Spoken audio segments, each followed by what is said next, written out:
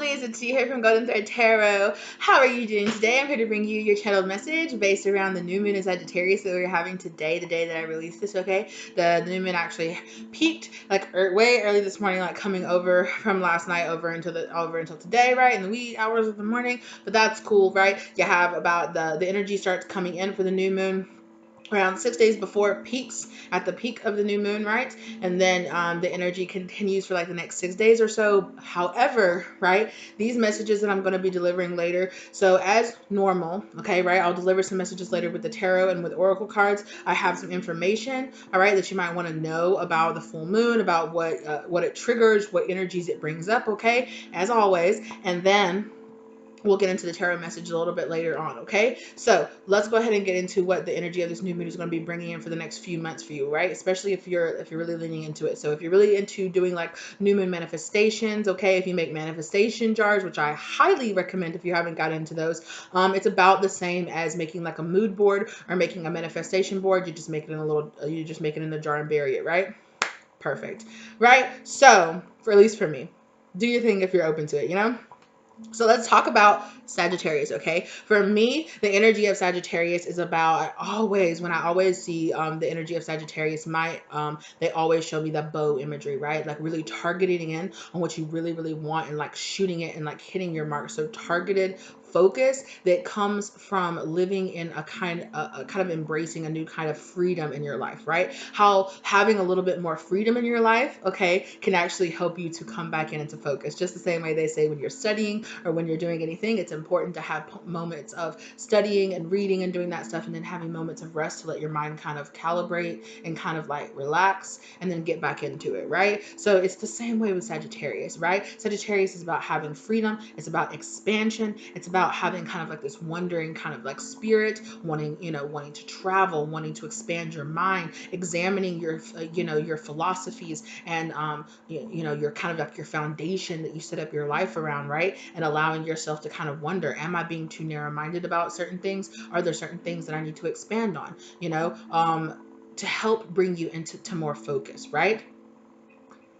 I love it. Okay, so let's go ahead and get into it. Okay, also I got a little message, okay, in particular, pay attention to what falls in your ninth house, okay? What you have that falls under your ninth house placements. Pay attention to those, okay? That's just a little aside, a little message that I got from Spirit as well. So check that out, all right? Okay, so let's get into the first category, right? Travel, okay? I really was seeing like the World card and the Six of Swords for this, right? So traveling, moving away, getting out there. For some of you, this is going to involve traveling over water, okay? Right now is a great time to plan a getaway or to book a trip, right? If you can't get away actually right now, right? I know a lot of us will be moving or changing things around, okay? Because we'll be going and visiting family and things like that for the holidays. So it's a little like, yeah, of course I'll be traveling, but it's like travel that's going to bring like new open-mindedness, okay? And you might find out that, well, how does me going to stay with my family? Because for a lot of us, going to stay with our family means we kind of reel in how we really are, or we kind of reel in, or we don't necessarily speak on all the things. Maybe we let our uncles or our aunts or stuff get a little way with some toxic behavior, and we're just kind of like, it's not worth it. Don't get into it. Don't ruin the holidays by being like, well, actually, how this is actually, which I get it, right? But it's good to have those moments where you're put into those people around you, right? That kind of challenge your way of thought, right? Who kind of challenge, because one, it's important to not only surround ourselves with like-minded people, right? It is also important to surround ourselves with diversity. It is important to surround ourselves with people who actually challenge our way of being, not in a confrontational way, but in a way where, I mean, sometimes you can't help what kind of way people step towards you, right? However, you can handle the way that you step towards those people, right? You can see it as an opportunity to not get so defensive about your stance, to understand that those people can be living in a reality and you can also be living in another separate reality, right? Just because their reality doesn't match with yours does not make theirs wrong and yours right. It does not make yours wrong and theirs right, right? It just means that they're on a separate path than you. So it's really good when we're juxtaposing, put up against those people who challenge our beliefs, who challenge the way that we are. even when we are stepped to people who passive aggressively or overly aggressively challenge our way, it is a learning opportunity for us, right? To either recognize the toxicity in the way that they address and to make sure we don't take those things off and mirror that energy back to them, right? Or it's an important way to to so well, maybe it's an important thing for me to understand that it's an opportunity for maybe to perhaps integrate someone else's thought process into my reality as well, because maybe they add some diversity and some depth into a way. It's important to understand that, or at least for me, I've been really, really guided to try to be a little more open minded about the way that I see things, and to understand that people play a very important role in our life, right? And just because you believe something and you stand in that reality, that's fine, but just because somebody challenges that reality does not mean that they're challenging your being. It does not mean that you have the need, that you have to feel the need to get defensive, or that you have to get the need to debate or to fight or to be like, no, I have to be right. There are too many times in this world where we feel like, where we can't come to a state where, okay, you believe that, I believe this, that's cool. I don't think you're a piece of shit person just because you believe that way, and I'm not a fool just because I believe something different. I can operate on a different level, or I can operate on a different reality, and that's okay, right? And although that realization doesn't have to be other people's reality as well, right? Other people don't have to see it that way. It would make the world a lot better place if a lot more people saw that, okay, their reality doesn't have to be my reality, and we can be living in two separate realities, and something that is my truth, right, does not have to be their truth, right? And that has to be okay. That has to be okay with you, right? Because you can't control whether or not it's okay with anybody else.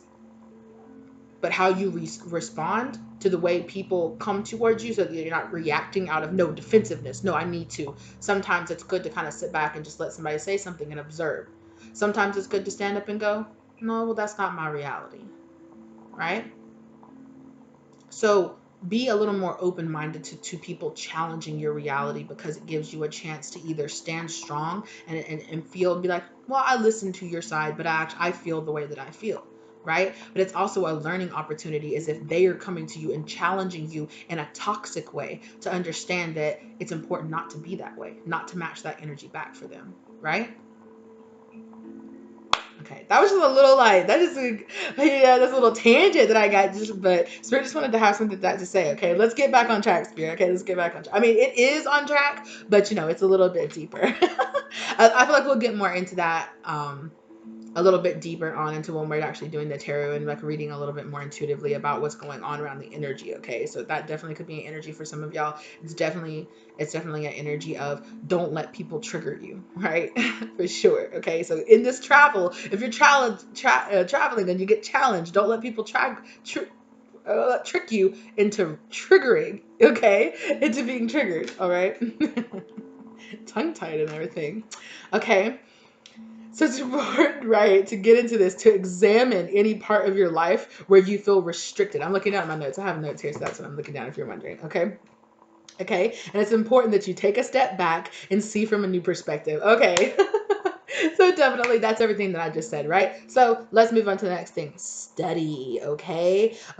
Some of you might be possibly studying for a possibly new career, a possible a come up, okay, a possible promotion. Some of you might be asked to study a new field, or to seeing what I'm seeing for a lot of you is the opportunity that's coming up to stay kind of in the same field. It's like when you're offered a different position in the same company, right? It's a higher position. It's not necessarily a promotion, but maybe it's kind of like, instead of a step up, it's kind of like a step to the side. Like, yes, it is an improvement, and yes, it is you moving forward, right? But see, a lot of times that sometimes we're asked to study, sometimes we're asked to get a new certification, right? To be put into a new category. Sometimes we're being asked to kind of study something new and to get a possibility of getting something out of it, right? For an example, my spirit guides are showing me in my mind that my mom, the job where she works, there's a new full-time position that's open. Technically right now she's part-time, even though, she's like right at, how jobs try to do that, right? Right at the cusp, right?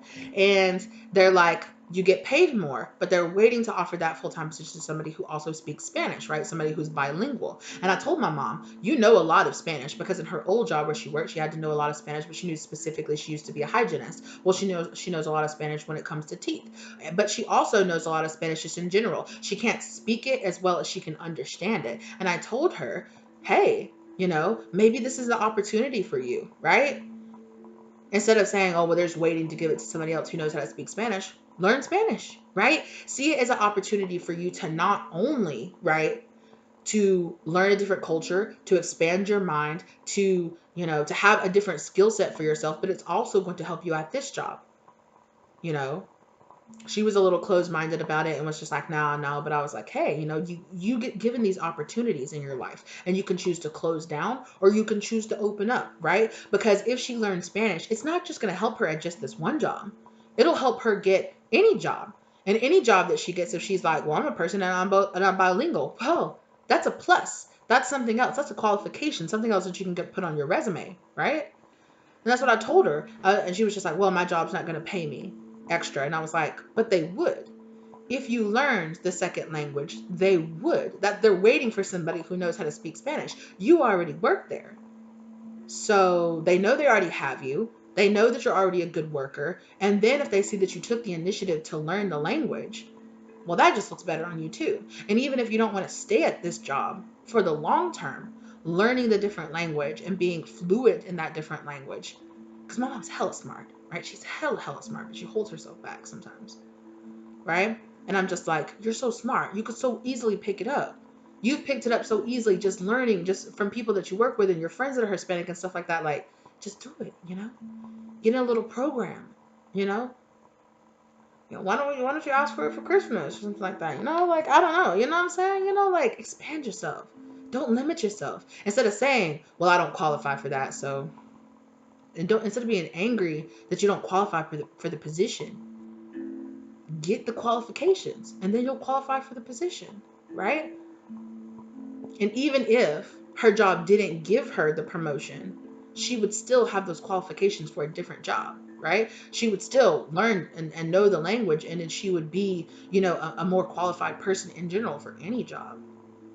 So that could be a thing. Some of y'all could be asked to be learning a different language. You could be traveling. You could be learning a different language in order to travel, or you might be traveling to a different country. You might be getting a position in a different country. You might be being offered somewhere. So that could just be a thing, right? For some of you, study is going to be studying a new language, studying a new culture, studying something else that's expanding your knowledge, right? And if you get offered it, if you get placed with the challenge in front of you, instead of saying, well, I guess I don't qualify, do the research, Go get some kind of Rosetta Stone or something. I don't know, not sponsored or anything, but go get some kind of something, a program, and just learn how to do it.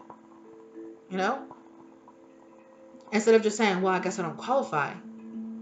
Do the field of study, do the research, right? I don't know about you, but I'm being guided to look into a bunch of stuff that I kind of know a little bit about, know some about, but I'm really being guided to learn more, and I have this thirst to want to learn more, right? Speaking of, stay on your water, you guys, okay? So don't be scared. Don't be scared to take a new possibility. Don't be scared to see that, to be like, well, I don't know if I should put in for that position because maybe I don't qualify for it, right? Maybe talk to your boss. Maybe there's a program. Maybe, you might think, well, I'm not, but maybe saying for some of you, well, but I'm willing to learn. But I've been doing some of my own research on it and I'm starting to learn about it. That initiative might be the initiative that your boss or that somebody is looking for to say, oh, this person has the initiative. They want to learn. Well, you know what? We're going to pay for you to go into the program, where we'll pay to educate you to get there so that you can get, or for some of you, it might just be doing it on your own and then saying, hey, well, I didn't know you qualified for this position. Well, I went and took a class because I'm proactive about improving myself. That looks good on you. Now, whether or not you end up, gaining the position, you still gained the experience and you gained the knowledge, right? And maybe if your job doesn't give you the position, maybe that's your cue. Oh, hey, let me go give this knowledge and go give this person, this new perspective or this initiative to another company that does, right? So look at new possibilities, okay? But I think for a lot of you, it's going to be either a new career or a new program or something to take a class or to do your research on a new work opportunity, okay? Also, I'm getting money is coming in because you're putting forth this effort. The energy, the energy of the universe feels you putting out that I'm learning, I'm growing energy, and they're going to be like, yes, boo, yes, you are. Let's rain down some abundance onto you because you're putting in the effort to move yourself forward. Definitely.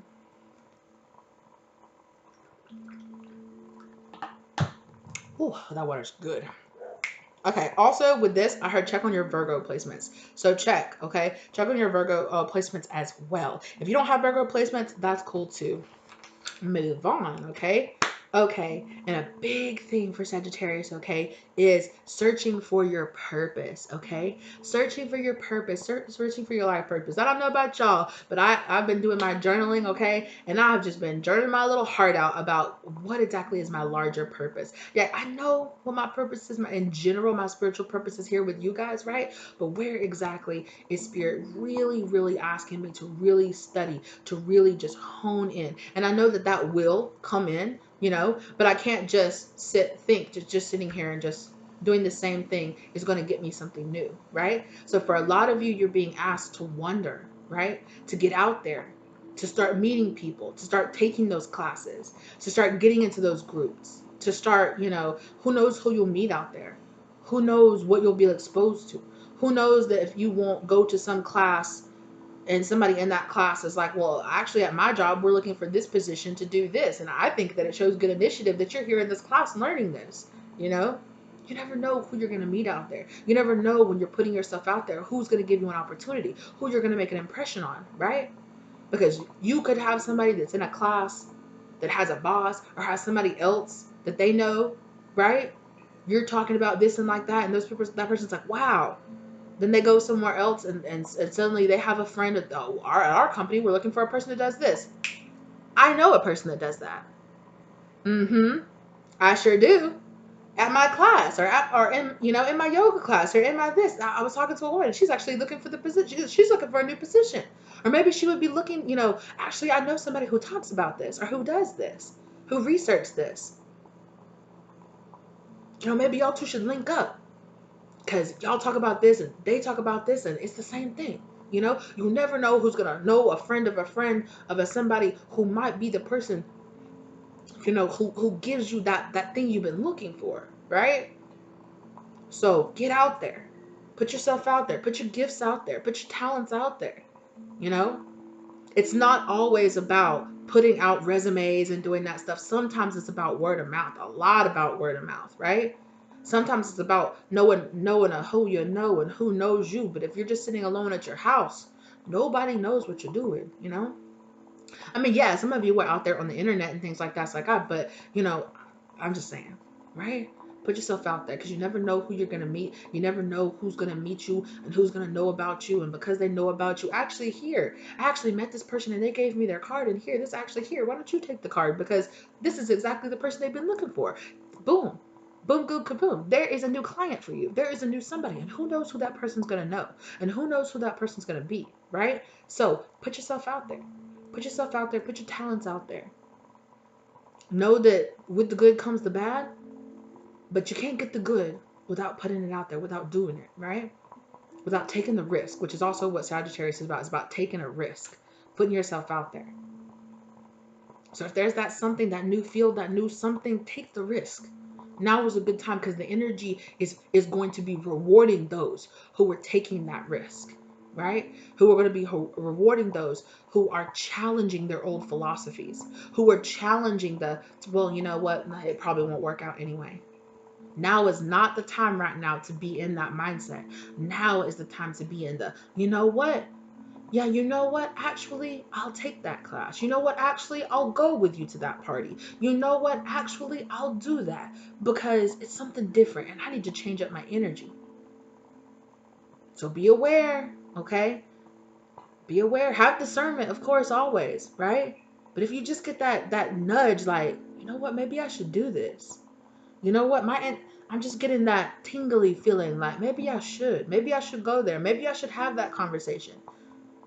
Maybe I should say hello to the person, and smile next to them and start up a conversation with them, because who knows who they are, or who knows who they know.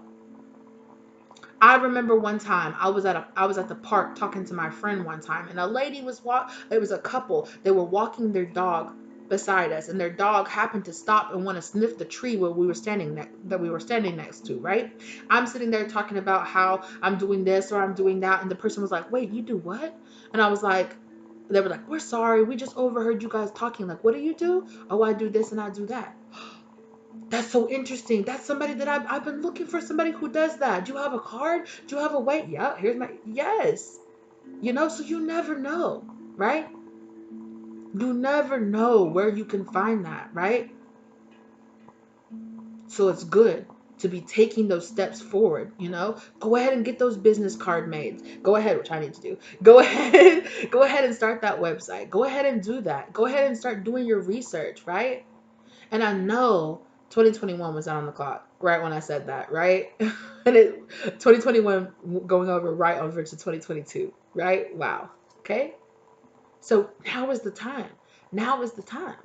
Start making those goal lists, right? I know that sometimes it can seem so big to think, oh, what's my life purpose, right? I know it can seem big. It can seem like too much to handle. But Spirit is saying, if it seems too big, break it down into little chunks. Break it down into little bites. Break it down in the in the thought process of doing a project, right? What do you need to do to get this project? What's your goal to do this? Okay, well, what do I need? What do I need to? Well, I need to know how to do it. You know, I need to have the tools and supplies that I need to do it. I need to have a place and a time to do it, and then I need to actually do it. Then I need to test it. Then I need to rework it. If it needs to be reworked, then I got it. Right? So it's like, don't let the overwhelming scale of figuring out my life purpose, right? Shrink it down to places, well, what can I do today? Well, what can I do right now? Because too many times we'll tell ourselves, oh, that's a long-term goal, and that's years into the future. Well, the time in between now and years into the future is going to be passing. But the most important part is that you get started and you start doing little things and you keep that motivation going to go to the next and go to the next and go to the next. And suddenly you look back and something that seems so big, you handled it. You did it because you broke it down into little parts. I know for me, I tend to be a person that has a lot of anxiety about starting and then continuing projects, right? So that's a part of myself I'm challenging. That's a philosophy of myself that I'm challenging. It's like Hierophant energy. It's like challenging those constructs. Challenging what society told us, what our subconscious, what our parents, what our society has told us our whole life. Well, you can't do that. Well, you can't be that. How are you gonna do that? A little bit at a time. Somebody who's a master started at a beginner one day. So who's to say if you don't start today that you won't be a master someday? And if you started today, you that's one step closer to you becoming great. Not that you're not great now, but learning a skill. And once you learn one, maybe you'll learn another, and it just combines. And then once that energy starts going, it becomes that domino effect that I was talking about. And once you start doing that, putting that energy out there and being in that energy, you start attracting other people around you that are in that energy, and you will start attracting other projects and other opportunities that are in that energy, and it just builds and builds and builds, and boom, there's your life purpose. You found it.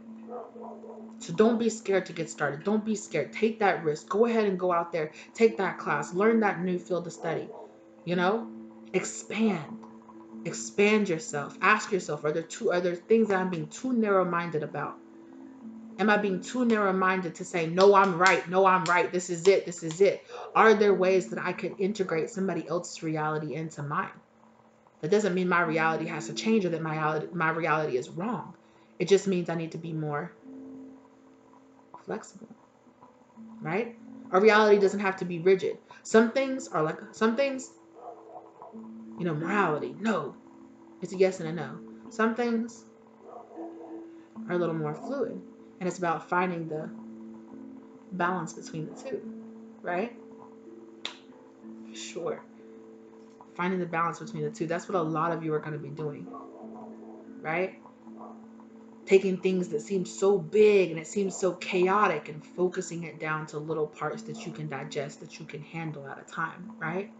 And to understand that just because it's big and it seems chaotic, that doesn't mean that it has to be scary, right? Because we need chaos and freedom and things in this world, you know? And in finding that purpose, you're finding that order in the chaos, right? But also the other way around, and letting a little more chaos come into your order. Because without chaos, there can't be happy accidents. There can't be, wow, I discovered this. I had to when I have a BFA, okay? I have a Bachelor of Fine Arts. That's what I went to college for. I have a Bachelor of Fine Arts with a concentration in printmaking, right? And in going there, and figuring it out, that was the biggest thing, because I realized when I was younger, I was so like, no, it has to be just like this and just like that and just like this with my art. And then I realized that keeping myself like that, I was keeping myself small.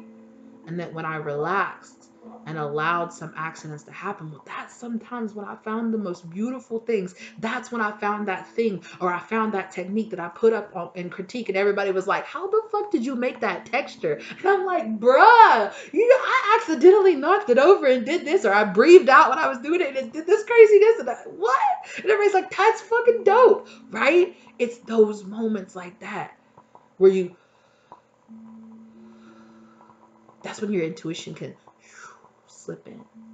That's when you find that flow, right? Because the energy of the universe is all about finding that flow between order and chaos, right? The universe is all about boom, boom, boom, chaos, chaos, chaos, chaos, becoming order. And then boom, becoming chaos. And then becoming order. And then boom, becoming chaos. And then becoming order. And shifting states. And in that middle area right there, that's where you can see like the hand of God creating the universe, right? That's when you can find that flow state to where both of them match in that moment, right? That moment right in there, that's where you just, and that's where you find your purpose. Finding the balance between the chaos and the order in your life. And I know it's a tight rope, it's a tight fit, right? It's a tight little pocket, but it's there. And sometimes to realize that the pocket, you have to be a little loose to be able to and find it. Wow, look, you guys, I just hit this off of here accidentally. No accidents there, right? Boom, right? Boom, boom, boom, boom, boom. So many opportunities coming in. Boom, coming in when you listen to your intuition and you find that chaos, and you see that order, that case. We talk about that, right? The tower coming into our life causes chaos so that we can see the purpose in it afterwards, right? So that we can see the order inside of the chaos. So that after the tower comes in and rips everything apart and creates all this sudden change, it creates these death moments in our life, right?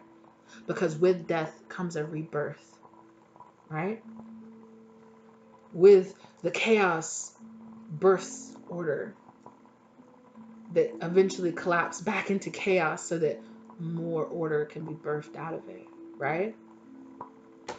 So that's how you can see God in us. That's how you can see God in the universe, in the way that things work, in the macro and in the micro, right? Oh my God, I love it. Well, it's macro than micro, but you can see that. In that I see God, you guys. It's so beautiful. It's so beautiful, right? Absolutely.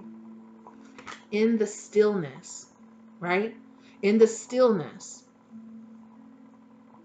we can find what we really want. And then we can go towards it. Woo! Okay, y'all, like Spirit's so on it with these cards right here. Like, y'all, that's one of the reasons why I love tarot, because tarot just helps me, it helps give me a visualization to the thing I'm already talking about, and then I'm already talking about it and tarot just plop and it's like, that's right, Beej. That's right. I second that. She said what she said, what she said. What I said is what she said. Yes. Right? I love it. Okay, you guys, I'm sorry. Let me focus. But see, that's it, right? Right? In my chaos and in my tangents, come order. Okay, let me.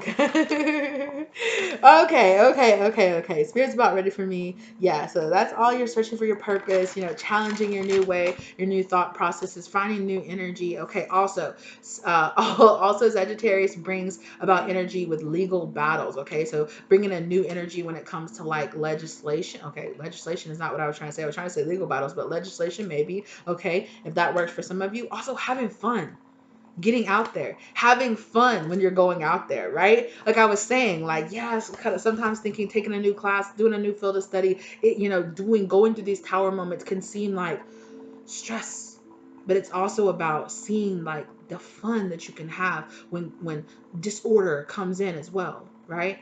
When it can allow those beautiful moments of new growth to happen in our life, right? We have to go in and break up and till up the soil sometimes, right? Because it creates air and it allows those new roots to grow and to form, which helps us to rebuild our towers, right? We got to cut away the growth, the dead growth sometimes, right? We got to prune back what's dead or what's, dysfunctioning or not working to help promote the new. 30:44 down on the clock when I said that. And in the process of all of this, staying grateful, okay? Right? Stepping back and seeing that it's not happening just, oh, my life is falling apart. It can feel like that sometimes, but to understand that you're put into those moments where your life feels like falling apart because either what was happening was holding you back, it was stagnant, it was keeping you stuck. And it's hard. It's hard to get ourselves out of those old philosophies because it's what we've been taught our whole life. It's what feels comfortable because it's what we know. But sometimes we don't realize that what feels comfortable is what feels comforting is keeping us stuck. And it can be fun sometimes to step out of those comfort zones to really get into it and really experience something new. So be grateful and know that you are blessed. No matter what's happening in your life, you are blessed because there is some purpose behind it. And I know sometimes it can feel hard because I read some of y'all's comments. It can be hard to think, oh, me going through this abuse was a blessing. But what you learned something on the other side of it, didn't you? It caused spiritual growth though, didn't it? And I'm not trying at all to minimize your pain or to minimize what you're going through because no doubt you're going through something fucking rough. No doubt. It's not easy. But changing your mindset and changing your old philosophy and changing what you feel like this is happening for can give you a sense of freedom to it. Can let you say, okay, I need to let this tower happen because it's allowing new air. It's bringing in new air. It's bringing in new possibilities into my life. So let me let go a little bit and see the purpose in the chaos. I don't know what the hell that just was, but okay. Okay? Let me let go a little bit and see the order in the chaos. Let me see that from this chaos, new order can come about. Right?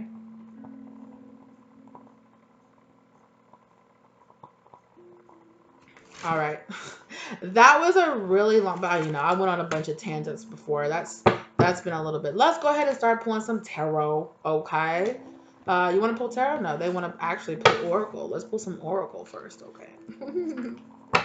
Okay, Spirit said it already, okay? Because show the world the new you, okay? Show this world who you really are. See that this chaos being brought into your life is actually those layers of that fakeness of your subconscious, of all of our beliefs that were put onto us that were limiting us, keeping us small. All this chaos is actually us breaking the fuck out of this box, right? And it can feel painful. And it can feel hurtful and you can feel angry for the fact that you're having to break out of the box to begin with, but it's all a part of getting stronger. When a baby is born, it's chaos and it's pain and coming through the birth canal. When a mother is pushing out a baby and breaking her hips to do it, it's pain. But on the other side of it comes the reward, comes comes more chaos in different ways, of course, woo! But comes purpose. Now you're a mom. Now you're a parent. Now you have a whole different lifestyle and a whole different order to your life. Right? Being a baby bird, breaking out of that shell, right? I'm pretty sure I read this one time that, you know, that the shell, when like baby, like a chicken or any kind of baby birds are like breaking out of the shell, it gives them life is kind of cruel in a way, right? It weeds out the weak, right? Because if they don't have the strength or the willpower to break out of the shell, they stay closed in that shell and they can't live. It gives a strength to their muscles that if that shell wasn't there, it wouldn't have allowed them to have to begin with, right? So step back, right? And look at the bigger picture. See that all of the hard work that you are doing is paying off, okay? Don't let your ego and your pride hold you back. Don't let your ego and your pride and the ego and pride of your other A, right? Like, don't let the ego and the pride of all the beliefs and all your family's ego and pride stand in the way from you busting out of that shell, right? Because if you don't bust out of that shell, then your feathers never grow, then you can never take flight, then you can never see that the world is so much more than just in this little shell, in this little nest. Oh my God, let me soar above and see the whole world that's out there. And let me go live a whole fucking life that I never would have known if I hadn't taken that leap out of the nest. That I never would have known if I hadn't put in that work to break out the shell. So don't see all the trials and the tribulations that you go through as just pain. It's also what makes you strong. Right? It's all about your mindset. It's all about your willpower to see more above it. Right? To step back. To let our ego fall to the side so that we can see the bigger picture, so that we can take action. Okay? And for a lot of you, this is going to bring about order, more balance into your life through this chaos. For some of you, yes, new romance, like I said, new love, new friendships, new partnerships. You know, like I said, some of you, who knows who you're going to meet out there. But it's going to also, in a way, bring more romance just in general, more thirst for life into your life, right? More thirst.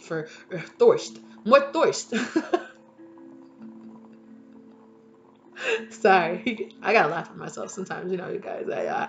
I'm comical. It's okay. Oh God. Anyway, you gotta allow this more like, like, oh, damn, I love this shit. It's fucked up sometimes, but I love this shit. Allow that energy to come into your life, right? Because things are so much easier and things are so much better, and you can step back and see the purpose so much better when you are living in that way. Sometimes it's about trusting your intuition, right? This shirt always reminds me of intuition. Because, not because it's specifically who's on the shirt, right? It's Bob's on the shirt, right? Not only just that, but my grandma went to Jamaica, okay? And she doesn't even know that I like Bob Marley. She doesn't know how significant this shirt is to me or the deeper meaning behind it. She looked at it and she just, on intuition, said, I think my granddaughter will like that. I said, do you know who this is? When she brought it back to me, I said, Grandma, this is such a cool fucking shirt. Thank you. And she was like, oh, I'm so happy you like it. And I was like, do you know who this is? She said, no. My girl, she said, no, I have no idea who that is. I just thought it was cool looking. And I thought you'd like it. And I was like, Grandma, I love you. So my grandma, she is so in touch with her intuition and she doesn't even know it. And sometimes that's how it is. You know, sometimes we're being guided and we're being asked to do things and we don't even know it.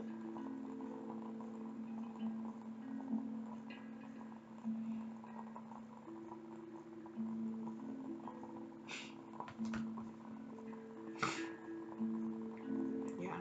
That full moon in Virgo. Yeah, I told y'all that Virgo energy is important too, right? Because that Virgo energy is about that order, right? Seeing the order and understanding you're good enough. You don't have to feel like All this shit is so fucked up, right? I understand your emotions are running really high, okay? But the communication that you're getting from your spirit guides is key, right? Let's do it. Let's get some more into it. What's behind this? Oh, baby. Okay, North Node. Step out of that comfort zone. Okay? Step out of that comfort zone. Because in stepping out of that comfort zone and challenging your past and challenging your North Node, you guys, I've been talking about that, right? Study your North Node. I've been so guided here recently to study my North Node more. And like the shit that I found out when I started studying it, I loved it. I was like, shit.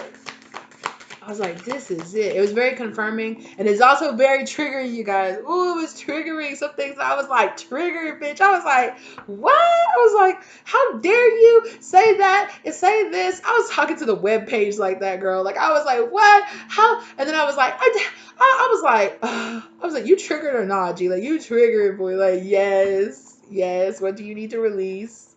Yes. I was like, damn. I was like, damn, you hit me right on the head. A personal issue reaches resolution. I need to resolve this shit, right? Like,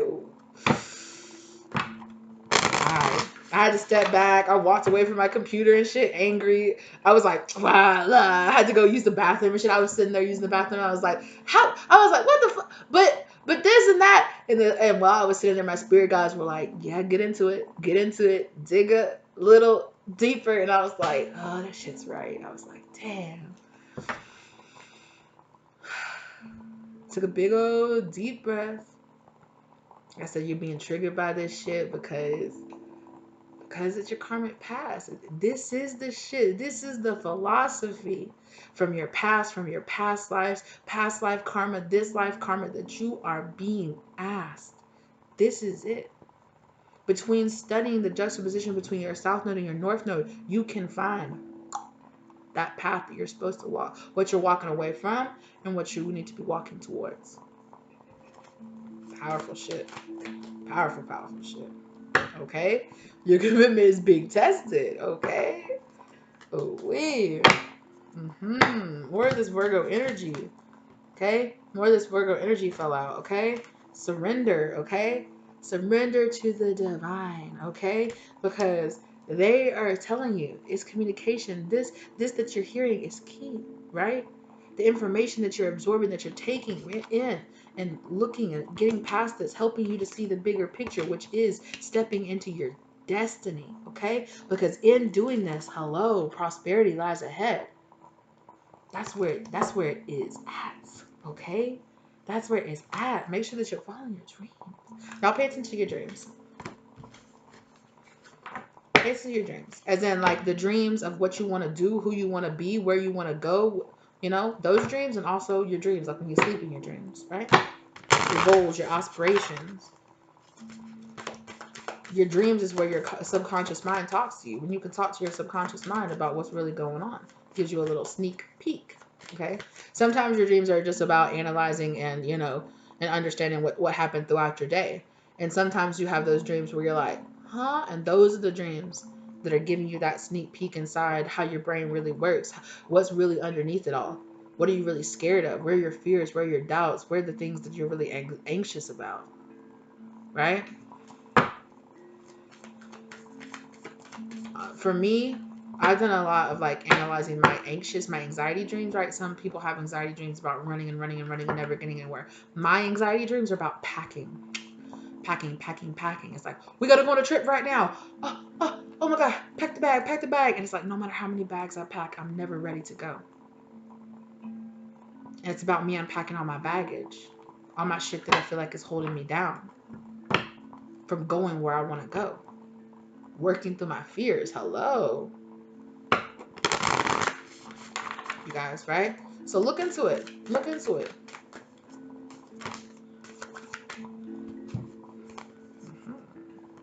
The end of a tough cycle is approaching. Okay, that full moon in Capricornian energy, all that hard work you put in. Yeah. Do you notice how many times I was taking the time to taking that deep breath in inviting in that new air, inviting in that new energy, right? Take time to breathe out, right?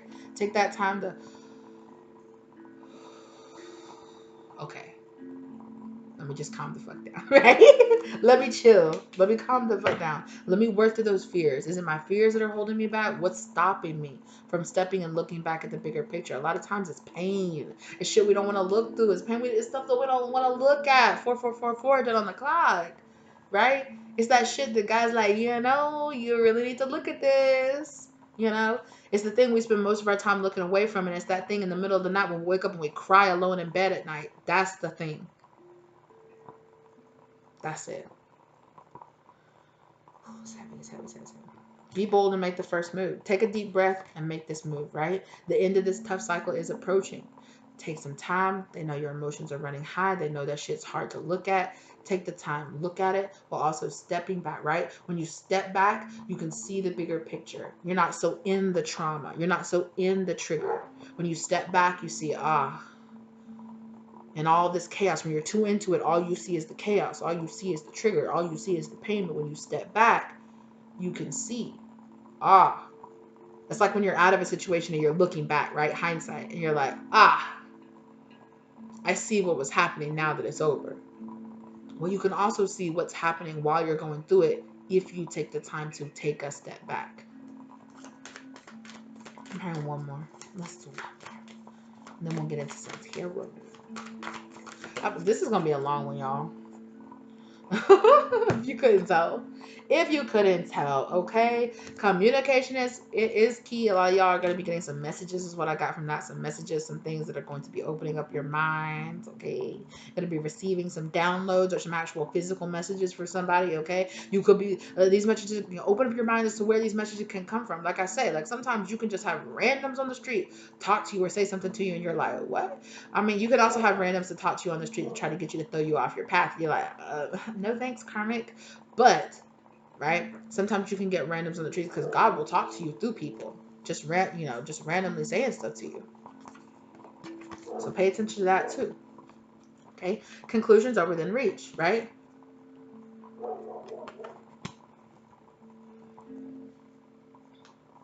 Things are resolving themselves. Things are resolving themselves, but you excuse me, y'all. Sorry about that, y'all.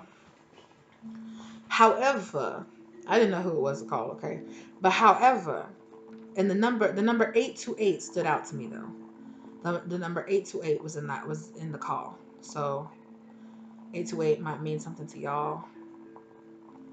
Okay?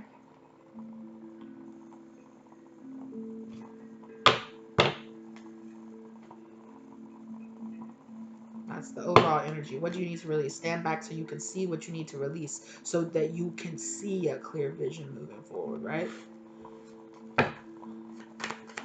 Let's talk about stepping out of the comfort zone. Oh, okay, baby. For some of y'all, stepping out of this comfort zone is about stepping away from friends and family. Oh, excuse me, y'all. It's about stepping out of the tiny little shell, right? Stepping out of the nest, stepping out of that comfort zone close to your family, friends and family, like-minded people to tell you, no, you don't have to be different. No, you don't have to be different. No, you don't have to be different. You're fine just the way you are. And you are fine.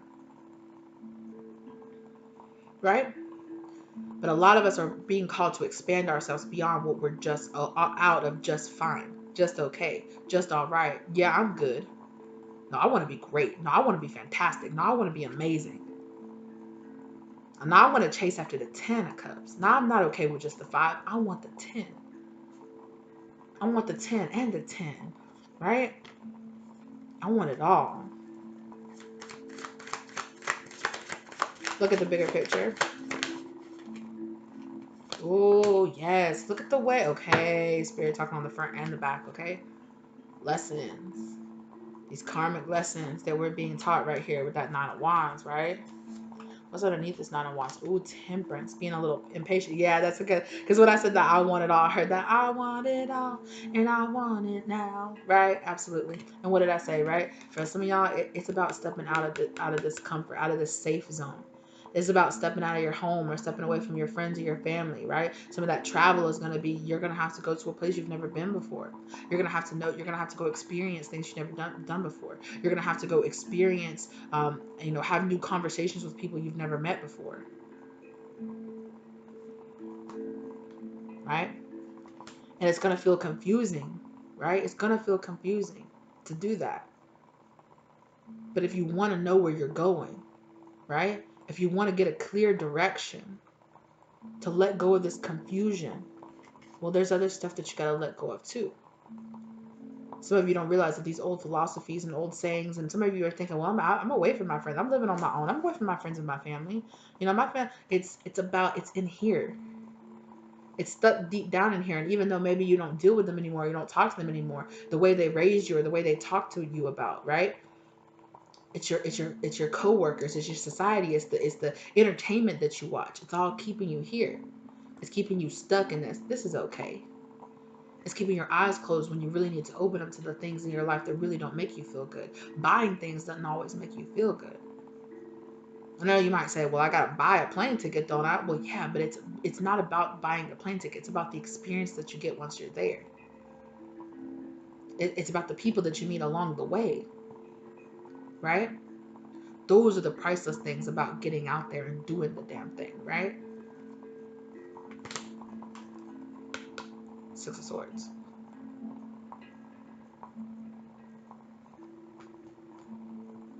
Right?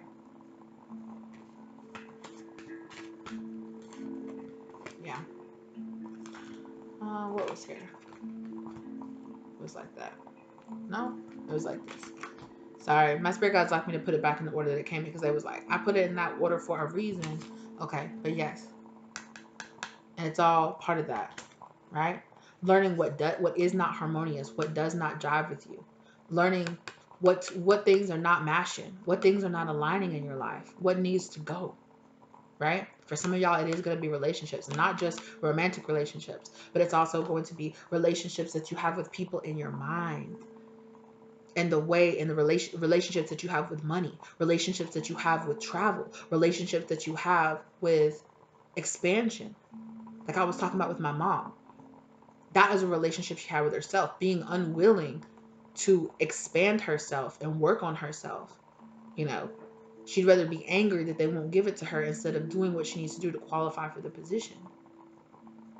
And I'm not trying to talk shit about my mom behind her back. I said all this shit to her face, right? But it is about that. Spirit is showing me that as an example, right? That was an example of when I had a moment to step up and be like, Mom, you could expand. This is your chance. It's your chance. So take it if you want it. If you really want it, take it. Be willing to do something about it. And for me, right? For me personally, that was a way of me seeing that when I seeing where my thought process of, well, I guess that really won't work, or I guess I really won't do that. I saw where it came from, right? I saw how my mom's beliefs that were put into her were put into me.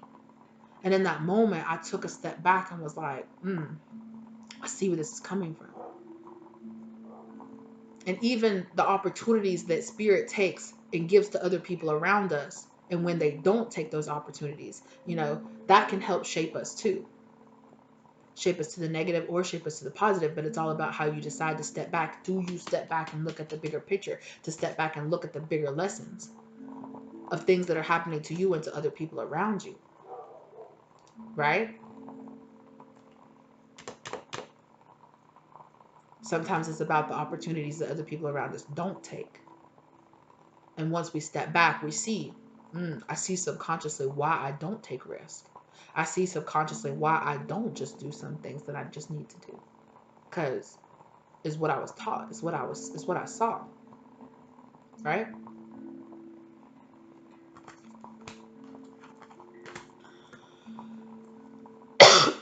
Oh, excuse me, guys.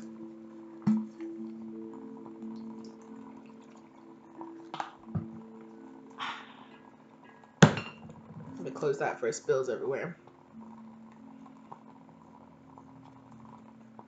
Right? It's about stepping back and looking how I self-sabotage myself, or you self-sabotage yourself, or other people around you self-sabotage yourself. And if you want to be something different, how you need to not mock those self-sabotaging, those self-limiting beliefs that you were taught.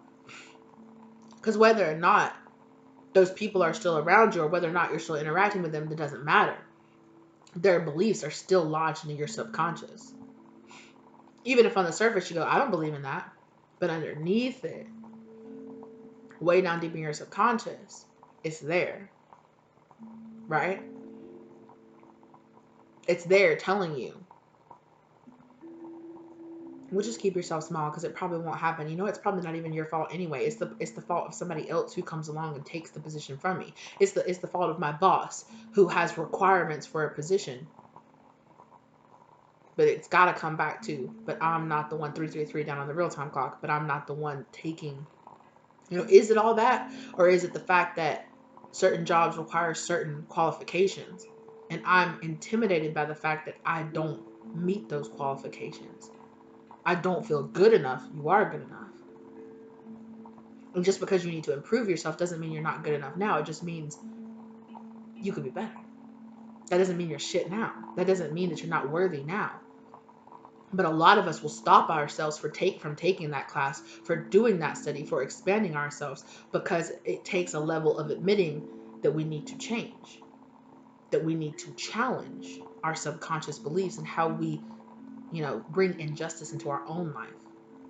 Or we blame the system, or we blame somebody else for not giving us the chance that we need. And yes, it's important to acknowledge how sometimes the system does work against us, right? It does. I'm not going to say that it doesn't. I'm not going to say that the company that she works for, which is a big company, I'm not going to mention their name, right? But she works for a big company, and they're shitty. They treat their employees like shit, you know.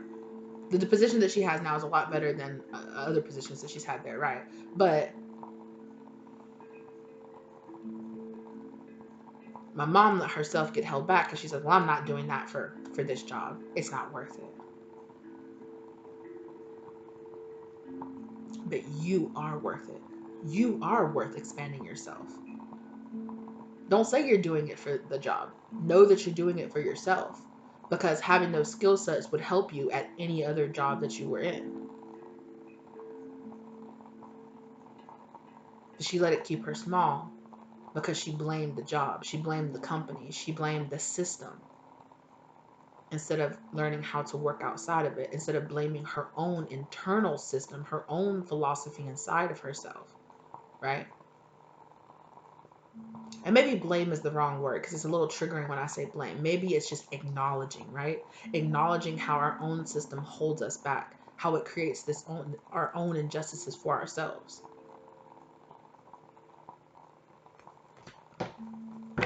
Right?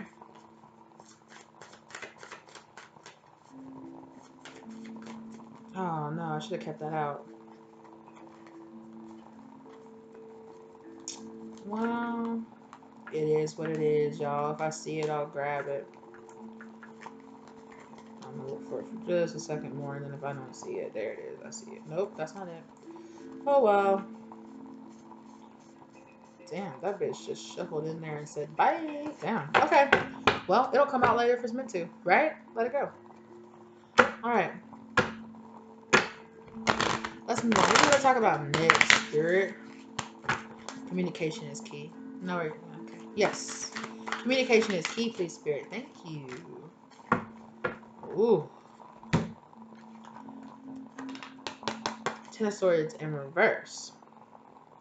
Somebody doesn't want a situation to end. This could be your own subconscious fucking with you, right? Your own subconscious could be fucking with you, telling you, don't allow this to end. Your own ego is going to tell you, nah, right? In that moment, nah, it's not my fault. It's the job's fault. It's the company's fault. It's something else, right?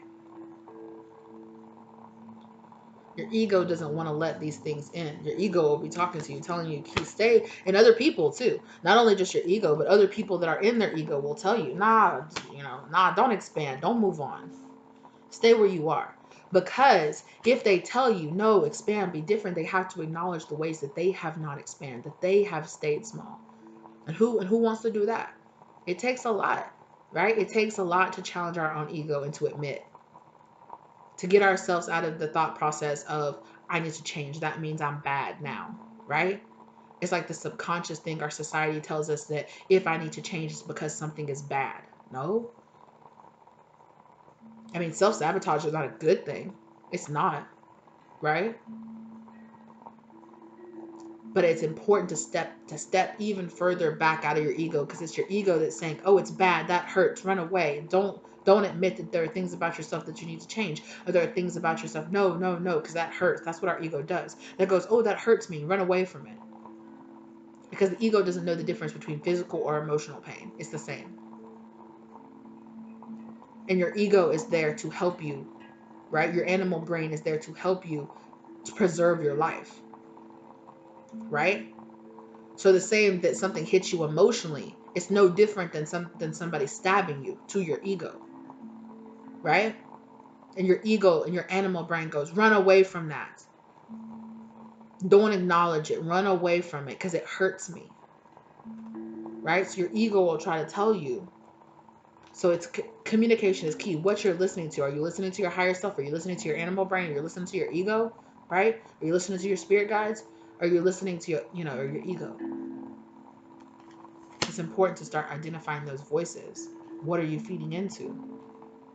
Right? To understand that everything has its place, that your ego has its purpose. But what are you feeding into it? Right? When are you going, okay, yeah, you're right, this is a dangerous situation, I need to get out of it? And when are you going, no, I need to face this? Because otherwise it's just going to keep following me. Otherwise it's going to be that baggage that I'm just going to have to keep packing and packing and packing and packing. I'll always be having to pack and pack and pack and pack and pack. Or I can face it and let go.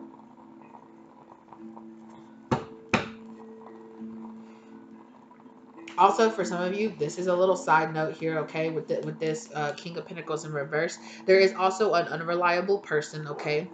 An unsteady, unreliable, unbalanced energy, okay? This can be within you, without you. I think it's a little bit of both, right? That you definitely have around you that doesn't want things to end, that doesn't want you. This is a kind of a karmic energy that doesn't want things to progress for you, okay?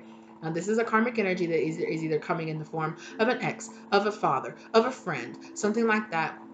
But it also can be coming from, I think for a lot of you, it's both, right? It's coming from that voice inside of your head that's telling you, stay small, don't move on, because it's comfortable here where we are. I don't know what's out there, so that's dangerous, right? And this definitely could be a philosophy that was put inside of you. For a lot of you, it's a philosophy of things that are holding you back because you have a very unhealthy relationship with money, okay? Because maybe you were taught to struggle.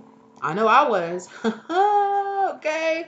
My mom still to this day says life every day is a struggle. And I'm like, that's philosophy. I'm sorry, you guys. I didn't cross my legs. That's philosophy I got to get out of. But because my mom just walked around saying it every day, always struggling, always pinching, always counting, always do I have. And to admit to it herself, that was also something that she's taught. And I'm not just trying, this whole thing isn't just supposed to be a way to, but it's an example. It's how I can say, this is how I was raised just by my mom. I'm the product of a single parent household, right? So I can say, don't worry, my dad taught me plenty of shit too. Right? But this is how you can align it. This is how you can look at it and go, ooh. Because our parents are our main thing that help build our subconscious, right? And our subconscious is the thing we're talking about here, right? Because your subconscious is also the thing that has all the bare bones of who you are. Underneath all the other shit is the real you buried underneath there, right? Yeah. Under all your fears that got put into you. For a lot of you, it's a fear around money, right?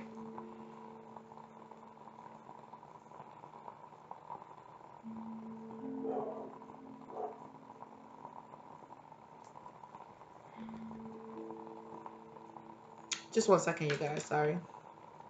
Okay. I'm reading a book right now. Okay. You Are a Badass right now. Okay. I love this book. I'm just a couple of chapters in, but I am really loving this, and it's really reminding me of this. I really want to read an excerpt out of it for you guys. Okay. Okay. Actually, I want to start here. Our subconscious mind thinks it's in control, but it isn't. Or sorry, Our conscious mind thinks it's in control, but it isn't. Our subconscious mind doesn't think about anything, but it is in control. Okay? This is why many of us stumble through life doing everything we know in our conscious minds to do, yet remain mystified by what's keeping us from creating the excellent lives we want. For example, let's say you were raised by a father who was constantly struggling financially, who walked around kicking the furniture and grumbling about how money doesn't grow on trees, or who neglected you because he was always off trying and for the most part failing to make a living. Your subconscious mind took that at face value and might have developed beliefs such as money equals struggle. Money is unavailable. It's money's fault that I was abandoned by my father.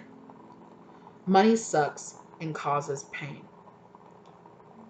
Cut to you as an adult who, in your conscious mind, would love nothing more than to be raking in the dough, but who is subconsciously mistrusting of money, believes it's unavailable to you, and who worries that if you make it, you'll be abandoned by someone you love. Damn, that shit's. Woof. I was reading this, I was like, that shit cuts so deep. You may then manifest these subconscious beliefs by staying broke no matter how hard you continuously try to make money, or by repeatedly making tons of money and then losing it in order to avoid being abandoned, or in the plethora of other way or in a plethora of frustrating ways. No matter what you say you want, if you've got an underlying subconscious belief that's going to cause you pain or isn't available to you, you either A, won't let yourself have it, or B, you will let yourself have it, but you'll be in real fucked up about it. And then you'll let go of it and lose it anyway. Yeah.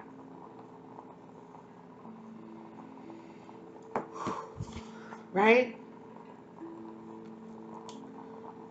I also wanted to read this little part of it. Take a minute to look at some of the less impressive areas of your life and think about the underlying beliefs that could have caused them. Yeah? Let's take the old crowd pleaser, lack of money, for example. Are you making far less money than you know you're capable of earning? Have you reached a certain income level that no matter what you do, you can't seem to go above? Does generating an abundance of money continuously seem like something you've not been physically capable of? If so, write down the first 5 things that come to your mind when you think about money. Is it your is your list full of hope and bravado, or fear and loathing? What are your parents' beliefs about money? What are the beliefs of other people you grew up around? What is their relationship with money? Right? Do you see any connection between their beliefs and yours? Okay. And I booked and earmarked that because I thought that was an absolutely great prompt for a journal entry. Okay. So if you guys feel that way too, you're definitely able to rewind it. Okay, look back, kind of write that down. I just wanted to have that was shouting in my mind so deep. And I think this book came into my life at the very perfect time. A friend of mine gave me this book like like a year and a half ago, and it sat on my shelf, and I picked it up the other night, and I was like, I'm gonna start reading this book because it's just been sitting here. It has such good reviews on it. Like, I just need to take the time to read it. Plus, I've been looking for a new book to read, like in my kind of like power down, as because I'm trying to, as one of my goals. Remember, I told you guys I was setting goals to bring into my life. When we talked about that full moon in Taurus, right? We talked about setting those goals and reaching them, right? That was one of my goals up on my list, was to have a brand new like power down time at the end of the night, right? To turn off all my devices, to turn off stuff unless I'm playing like soothing music or rain sounds or something like that in the background. But to turn off all my devices, to kind of give myself that, after dinner care, and to kind of sit down and read a book and give my mind that time to kind of digest and kind of think about those things. So I'm reading a book or I'm journaling, I'm doing those other things to kind of try to bring in some new energy into my life, right? Because I'm trying to practice what I tell you guys to practice yourselves, right? So in this journal entry, I was just like, yes, and it resonated so deeply. I'm so happy that Spirit guided me, because so many things that she's talking about in this book are the things that I have been thinking about really recently in my mind. And I think this book, and me reading it, started right at the exact right time. And I just wanted to share this with you guys, okay? I wanted to share that because I'm just like, damn, right? And it really, really stood out to me a lot. And it doesn't have to be money, right? It doesn't have to be a fear of money. Sometimes it's a fear of love, right? Sometimes it's a fear of being who we truly are, of accepting ourselves, of feeling accepted by ourselves and other people, right? And it can be so many things, right? It doesn't have to be like how she says, take example, a lack of money, right?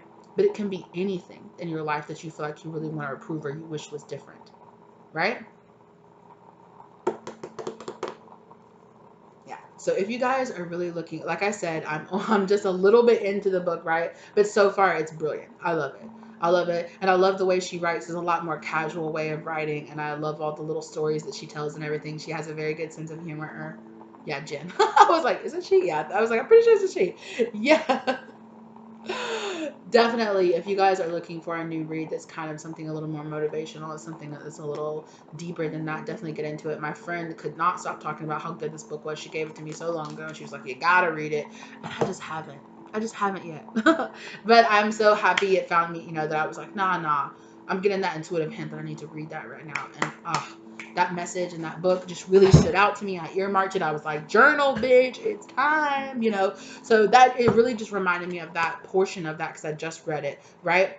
It really reminded me of the portion of that, especially since this King of Pentacles in reverse came out. So for some of you, it's this energy of this lack, right? This lack energy or this unreliable energy or this energy of, right? Because the King of Pentacles out of low vibration or in reverse is not just somebody who's more worried about the material things, but it also can be somebody who is manifesting or who's having or seeing the world from a place of lack, right? A place of lack. And because they feel like they lack other things in their life. Like they lack reality. They lack the ability to finish projects or to even get started, right? So be careful where you're getting your messages from. Is it your ego? Is it the beliefs of other people in our life that have put that belief inside of us?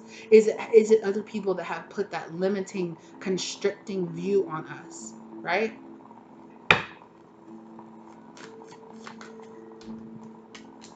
Okay. Let's talk about that. The end of a tough cycle approaches. Yeah, let's talk about lightening up this energy a little bit, right? I feel like that passage kind of hit some of y'all. It hit me. I was like, ooh, right?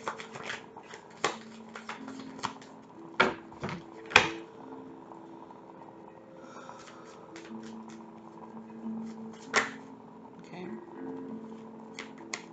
The Tower, baby. The Tower.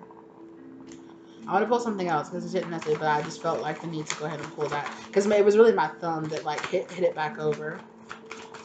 The end of a tough cycle approach. So I feel like a lot of you are dealing with the energy of a tower. Okay, dealing with the energy from this tower. Tell me more about this tower, please. Thank you, Spirit. Ooh, what kind of crazy way? Okay, traveling away from it.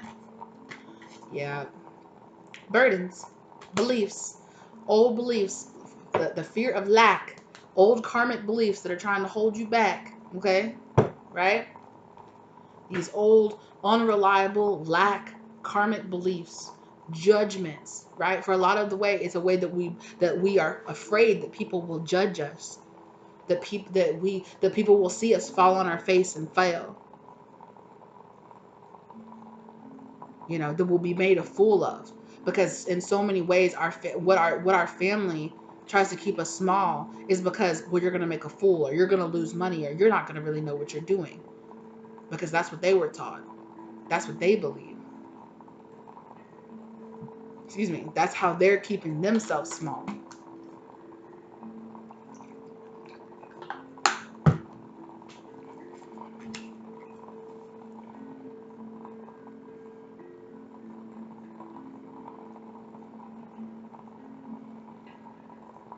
Also, I'm not gonna lie, a lot of you are coming out of it a lot of you dealt with like a karmic situation as in a person, specifically a karmic person, perhaps a karmic female. Okay, Spirit, talk about it. That kept you small, that kept you trapped in your mind. Okay. And I really felt like this person, right?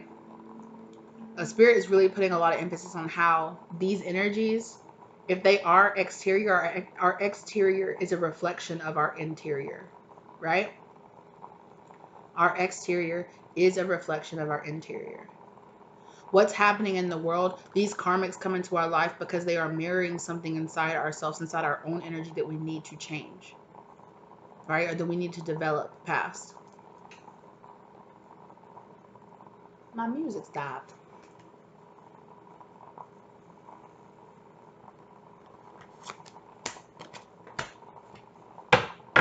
That's why a lot of these people come into our lives. I know I might talk a lot of shit about some karmics because some karmics be doing some low down, violent ass shit to y'all. No joke. And I'm like, y'all, I know why y'all feel this way, because this bitch right here stealing your man, trying to do magic against you, doing all kind of crazy stuff. Like, what the hell? Family members stealing from you, betraying you, doing all this shit. I'm like, damn. But yeah, these karmic energies are put into our life, right? For us to grow from, for us to grow from the pain that they cause us, for us to step back and see the lessons, right? Step back outside of the pain and see the lesson. And when I say this all the time on the channel, you guys, when I talk about forgiveness and I'm going to talk about forgiving and step back and seeing the lesson, that doesn't mean you have to love these people. I'm not sitting here telling you, oh, that person hurt you so bad, but they were giving you a lesson. So give them so much love and light, because I'm not that type of bitch, okay? I'm really not. I'd be like, that bitch was a lesson. Cut her off and get the fuck out, you know? Don't send her any hate, but you ain't got to love her either, right? You know who you do send love to? You send love to God, because God sent that person into your life to teach you a lesson, and then he blessed you with a mind that was smart enough to step back and see the lesson. He blessed you with a soul that was strong enough to make it through that lesson and to integrate that lesson into your being. That's who you thank. That's who you love. Okay? And you love yourself for seeing the lesson, right? And sometimes it takes years, and sometimes it takes lifetimes. It's okay. Be gentle and kind with yourself as well, okay?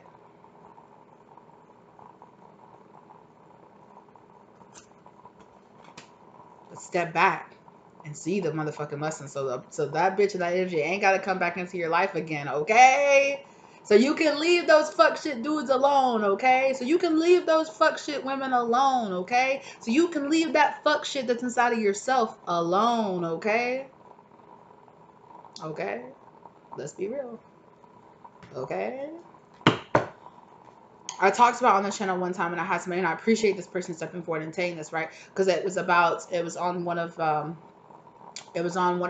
my first Let's Talks that I did, when I talked about some things that happened and this journey that I went on, letting my leg hair grow because of some issue that I had with a karmic ex of mine, right? Okay, if you guys didn't check that out, you go check it out, okay?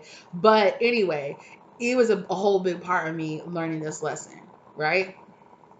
Of me learning to love myself despite some of the ways that, my ex taught me to hate myself, and he really just mirrored ways I had already been hating myself back to me from other stuff, from society, from my upbringing, from my lack of things that I didn't get in my life that I really wish I had, or that I thought I should have had in my life, right?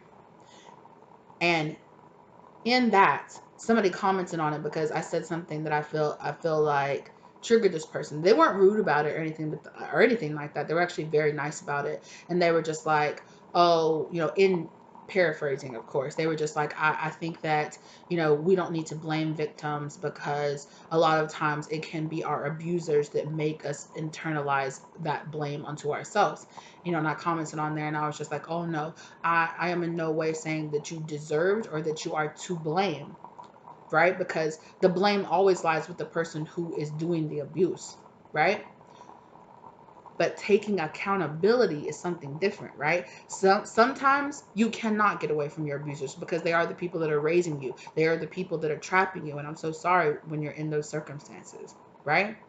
But sometimes, like I had to realize with my ex, he wasn't trapping me. This was my house. I could have kicked him out and our relationship could have ended at any point, but I didn't, because of my toxicity that was inside of myself. I kept trying and kept trying and kept giving him the ability to abuse me, to stay with me. And in that, I had to take accountability for how my own toxicity inside of myself was allowing that abuse to continue. Because in doing that, I acknowledged, oh, I need to heal this. If I don't want to keep allowing people who are going to treat me like this into my life, I need to admit that I am allowing them to be in my life. And no amount of saying, but my parents taught me, but my past taught me, but my abuser abused me. None of that.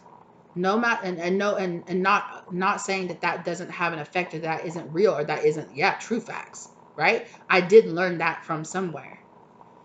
It did get lodged into my subconscious that I ended up allowing to happen again and again. But it took me having the willpower to step back and see, oh shit, I got this pain and this hurt from my childhood, from the way that I was taught or the way that I was raised, that is convincing me to allow these people to still be in my life. And taking accountability for our own toxic traits, for our own things inside of us, for our own pain that allows us to keep getting hurt, because so much of the time, unfortunately, our comfort zones, right? We become accustomed and numb to the pain, even though we're not numb to it. We think we are, because we're sitting there asking ourselves again and again, why do these people hurt us? Why do these people hurt us? When for me personally, I found much more power when I asked myself, why the fuck do you keep allowing these people to be in your life, G? Can you, because I was sitting there just crying and crying, like, why do these people keep doing this? Why do I keep getting broken? Like why can't somebody just see my worth enough not to treat me that way? And it wasn't about that. It was about the fact that I needed to step back and see they are who the fuck they are. It wasn't about the fact that I wasn't worth, that I felt like I had to step aside and say, you are seeing yourself as the problem. You are seeing yourself as the issue. You are seeing yourself. It's you that think you're not worth being with somebody who's better, because you're allowing these people to be in your life. Stop letting somebody who doesn't want to acknowledge your worth have access to your energy. Stop allowing somebody who does not want to do you right continue to be around you, to give you the opportunity. You are the one giving them the opportunity to hurt you. Now, I'm not talking about people who just do like random violence, or people who are like in your family that you can't help, that you can't help or around, that you can't help are your family. It is what it is. However, at some point you're an adult, and at some point you can tell yourself, no matter if this person is my mom, no matter if this person is my brother, no matter if this person is my child, I can cut them out of my life because they are refusing to change. They don't want to change. They want to hurt me. And no matter what society or anybody else in my family says, I don't have to fucking deal with that. And no matter how much I say, but I love them, then love them. But you can love them from them being the fuck over there. Love ya over there. Hey, love you, stay over there. Because when you come over here, you choose to hurt me. Which lets me know that you have a toxic view of love. Because you can say all you want, I love that person, but how much do they love you if they continue to cause pain? Now, I'm not saying that they don't love you, but I do say that their toxicity, they're allowing their toxicity to trump the pain they have they're allowing their pain and their toxicity to trump the love that they have for you. Excuse me. And then you have to ask yourself, is that love? Why do I think that somebody that hurts me loves me on a way that I deserve? Why do I feel like I deserve to be loved in a way that causes me pain? Why do I think that? And in that, taking accountability for that and looking at myself in the mirror and being like, is you. Not in a way that's like, is you, you're fucked up. Oh, no. It finally hit me in a way where I was like, damn, bitch, you need to love yourself more. You need to love yourself into healing. You need to love yourself into saying, nah, fuck that. If I gotta be single, fuck you. Love and light to you. Fuck you. Because you don't want to grow. Because you don't want to love me in a way that doesn't cause me pain. And I love myself in a way to not let a person that has that type of toxic love into me, right? Because that's what I was taught. I was taught that that version of toxicity was love. It's not. So if we don't take the time to take accountability for our own thought processes, if we don't take the time to step back and look at the bigger picture of, oh shit, this is my subconscious telling me. Oh shit, this is my fear of money that's keeping me from doing what I really need because somewhere under the surface, I think I don't deserve it. That shit's painful. And I get it. Which is why your ego tells you, don't look at it, don't look at it, don't think about it, move away from it. Oh my God, that hurts so much. Actually, stab me, because it hurts way less than to think, damn, you don't love yourself enough. Whoa, I get it. I do. And it's hard. And sometimes I still run away from shit too. I'm like, no, no. Like I talked about earlier, I was doing that research on my North Node, and I was like, no, no, no, not fuck that, not fuck that. And then I was like, girl, you are triggered. You're fucking triggered. You're fucking triggered. Why are you so fucking triggered? Because that shit hit home. That's why anybody's triggered. That's why anybody feels defensive. That's why anybody wants to go pop, pop, pop, pop, pop. Because underneath it, it's that shit's hitting home. That's just stabbing them deep. That shit's hitting them in their deep down in their gut where they're a sad little child who just wanted to be loved. That shit's hitting them, right? Which is why Spirit says step back, right? Step back and see things from a different perspective. Step back and see that somebody's aggression could actually be a sign of their pain. That does not mean that it's up to you to fix it. That does not mean go around with a big old giant heart of thinking you're everybody's healer and you're everybody's fixer. No, honey, you're not. No, honey, you're not. You're not everybody. Like I when I woke up to the fact that I was a teacher, I had to realize, okay, you're not everybody's teacher. You're not everybody's healer. No. It's not on you to tell, oh my God, I woke up and you need to wake up too. And Nope.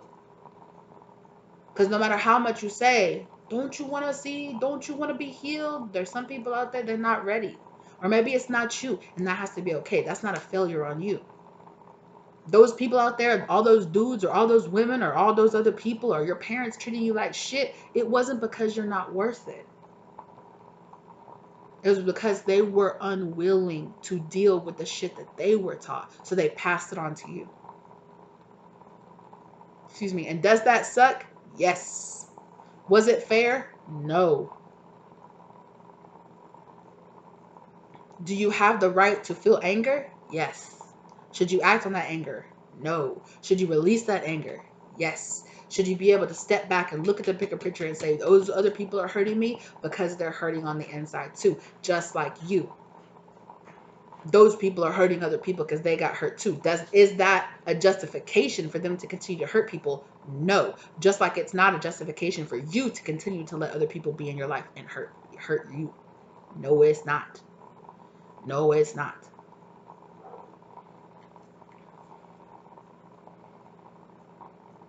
No, it's not. It's an opportunity.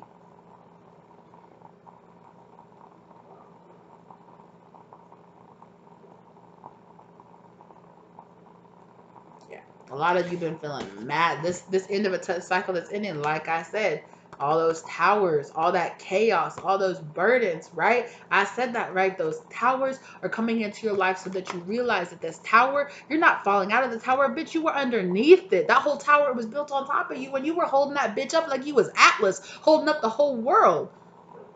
Okay? Like the whole world was on your fucking shoulders because that whole world was your subconscious mind on your shoulders. All your parents' beliefs, all their hopes, all their dreams that they were putting onto your back for you to be.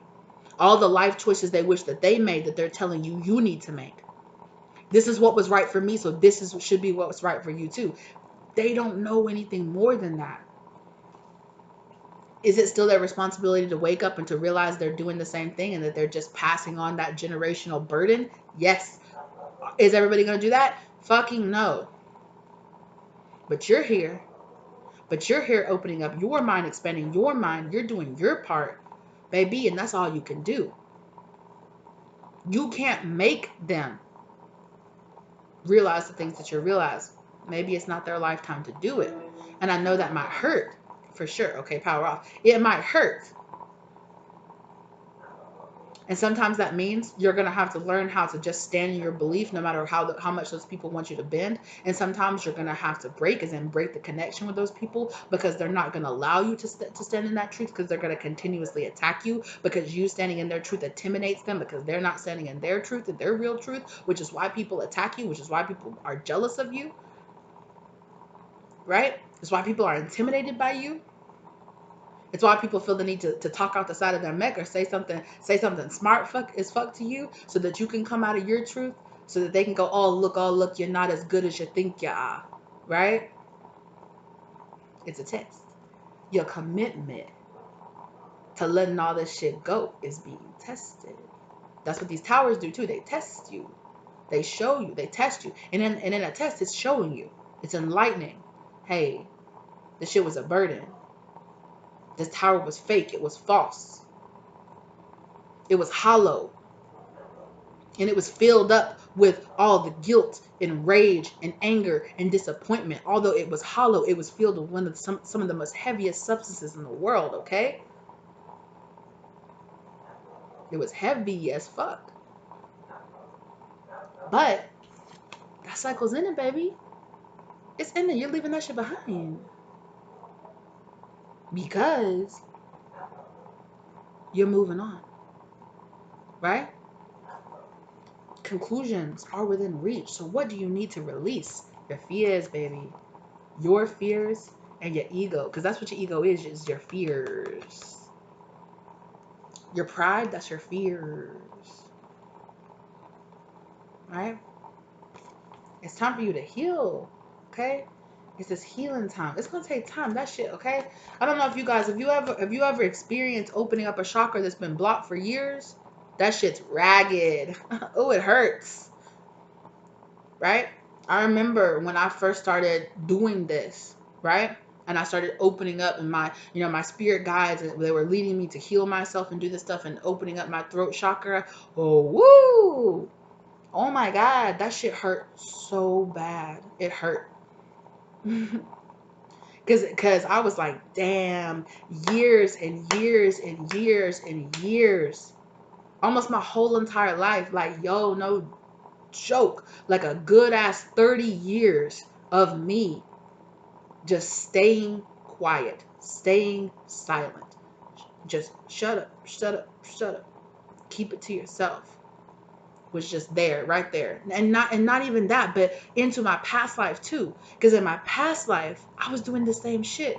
I was born into families just like this one, who kept themselves small. And I did the same thing. And my spirit guide said, bitch, not this time. Step up. It's time to break free. This is it. You're being put into a body that has a brain that can break out of this bitch.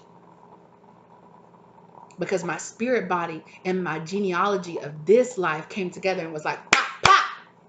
It's time. Sorry if I just got the headphones on. I apologize. But I'm loud. It is what you guys know who I am. Okay, you know what it is. But anyway, right? It came together like gangbusters. It was like, not this time. It's time to step up. It's time to let go. You're holding on. You've been holding on to this burden for 1, 2, 3, 4, 5, 10 lifetimes. It's time to let it go. 10 years. You know, for some of y'all, it's been 10 years. 10 years of silencing yourself. Baby, it's time to let it go. 10 years of walking through these burdens. 10 years of being in this place. 10 months, 10 years, it don't matter. 10 lifetimes. Who knows? This is a heavy ass burden, but y'all are making it through this bitch. I'm so fucking proud of y'all. I'm so fucking proud of y'all. No matter what part of the journey you are on, okay? You could just now be watching this and just now being like, shit, I gotta do this. Sorry, shit. Anyway, don't matter. I'm proud of you. Because being here is a sign that you're ready. It's a sign that your spirit guides are saying, hey, you ready. You ready to wake up. You ready to crack open. You're ready to bust out of that egg. You're ready. No, you know, whether you're busting out of the egg, whether your feet getting fed by the mama still, okay, or you're standing on the edge of that, you know, you're standing on the edge of that nest, getting ready to jump off, or whether you're learning how to fly, bitch, okay, because you're like soar, bye, caca, okay. I'm so fucking cheesy, y'all. Anyway, I love it though. I am who I am. I am who I am. I'm cheesy as fuck, and I love this bitch. I love who I'm becoming. Okay, because I am who I am, and I appreciate all the love y'all show me too. I love y'all so much. Thank you so much. I for real though. Everybody that comments down below, even if you don't, you're just here giving me a view. I appreciate it because it's a chance, right? You're giving it a chance, and I'm proud of you for giving it a chance. Okay. Now, whether you agree with it or whether you don't, you're still giving it a chance, and I appreciate that. Thank you.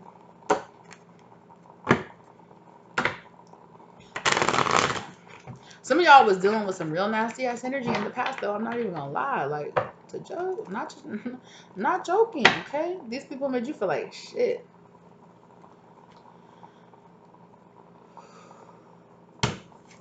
Let's keep going.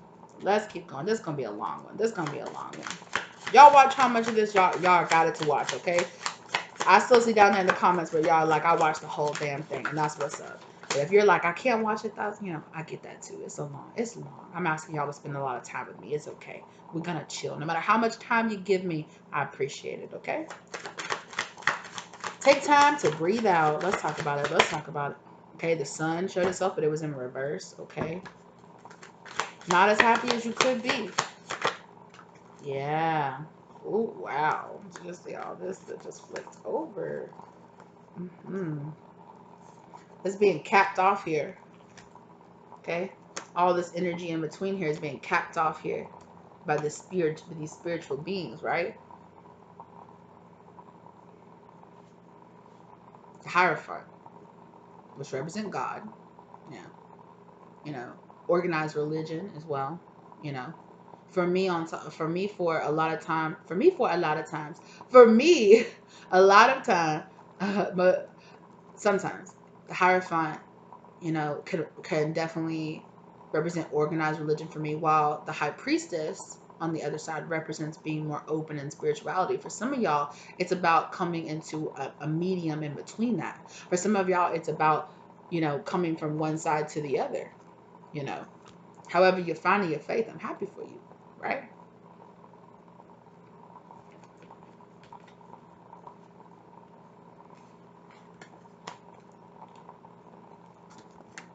Ooh, I'm processing so much. Excuse me for all the burping, you guys, but that's my sign that I'm processing all this spiritual energy, right? It processes through my throat chakra for me, so that's how it comes out. I'm expelling, you know, my body is having to physically expel the energy that I'm spiritually processing. If you guys wonder why I burp so much when I'm channeling. Um.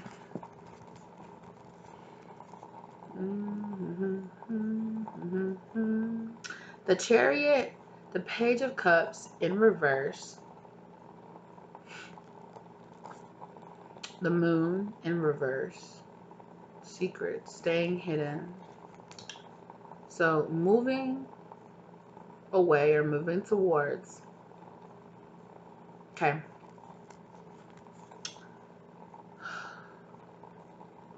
Let me be honest. For some of y'all, you're definitely on a spiritual journey of leaving behind a specific organized religion that just didn't jive with you. Okay, that's okay.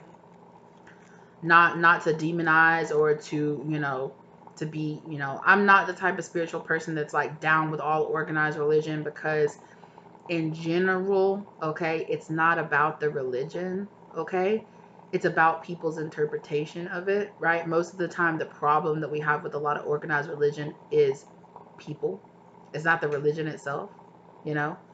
It's not the religion itself, it's the people. It's the way some of the people bastardize that religion. It's the way that some people that we know have used that religion as a crutch or as an excuse to abuse people, right? How they've exploited that religion and twisted it around for their own point of view.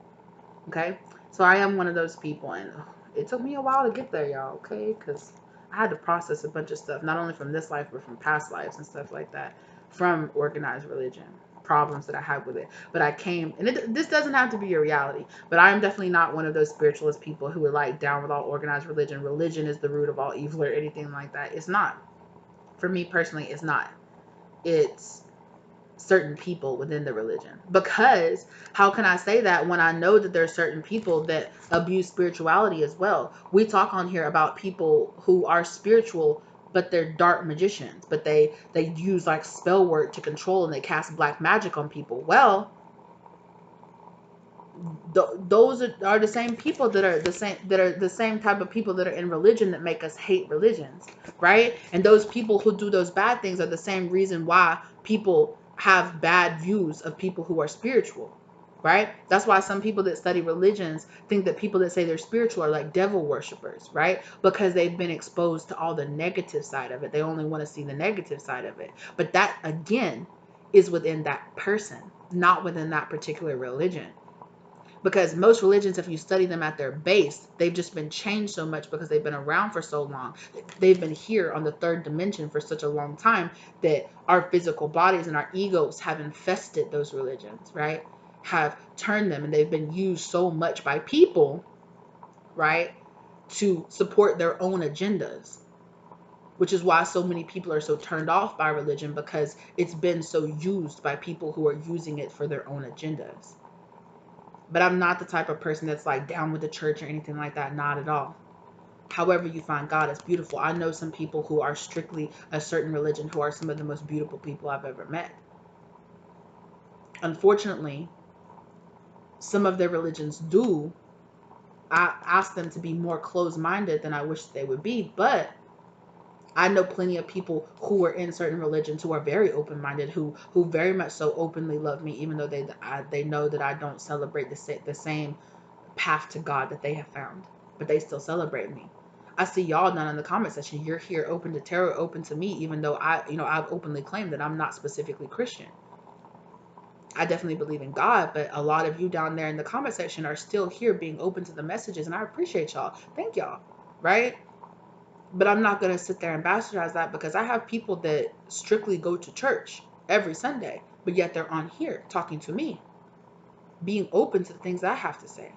And I appreciate that, right? So I'm not going to do the other way back around, right? I'm not going to be, if we want to be different, okay? We can't be the same as the people we want to point the fingers at. We can't be well, they're so closed-minded. So you're being so all people of that religion are bad. So you're going to match their closed-mindedness and stay just as closed-minded. So you're going to reflect the energy that you think is wrong. The very energy that you think is wrong, you want to reflect right back to them. Right? Like with anything, the problem lies in the people. Okay? Most concepts are just a concept. It's about how people use them. Most religions, they're philosophy, they're a concept. You know? There are people that use any concept. It's about the person. You know? Energy is energy. It's about the person that it flows through. Right? Because people that are strictly religious, they're tapping into the same God source energy that we people that are spiritual are. We're tapping into the same energy. We're just filtering it through different things. Some people want more order, and so they go for things that are more organized. And some people want more, I wouldn't call spirituality necessarily chaos, but maybe more so freedom, more open-mindedness, more, yeah, that's probably real. Yeah, that's probably real. Yeah, that's probably real. Yeah, I don't know. Who am I to say? Maybe that's real too. You know, people over here would call that chaos, and you over here call it constriction. Right? But we're all tapping into the same energy. It's just about how you want to walk in that energy. Who are you and what your particular path is? Some things I see about organized religion as constricting. To me, they're constricting, but to other people, it gives them a sense of freedom, because, it's like, oh, no, I just give it all to God, and He just tells me the rules, and I can just walk the rules, and in that they find their freedom.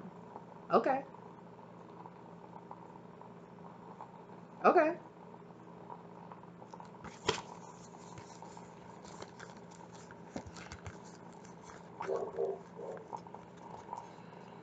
But there is definitely a particular energy here where you guys are sorting out the lies from the truth. You're sorting out the inaction from the action. You're sorting out what's hidden and what's not. You know, you're sorting out things that they're, yeah, for a lot of you, okay, you could be trying to meet in the middle, or for a lot of you, you're going from one way to another. A lot of people that become spiritual in their older ages because they come from something that's a little too tight in their childhood, right? Something that's a little too organized, a little too, no, you need to walk this very, very narrow, straight path, right? And it's not exactly for them. They're a little bit more of a free spirit, 424 down on the real-time clock, right?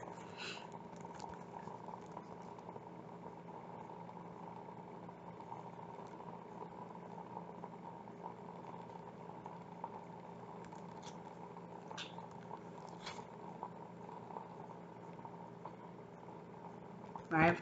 Finding that balance here. Here, you in the middle, finding that balance between the yin, the yang, the black, the white, the chaos, the order, right? And for me, a lot of times, I'm seeing this too, is realizing that there are things, it's the Page of Cups, that there are things that it's just like you just can't jive with some things, and that's okay, right?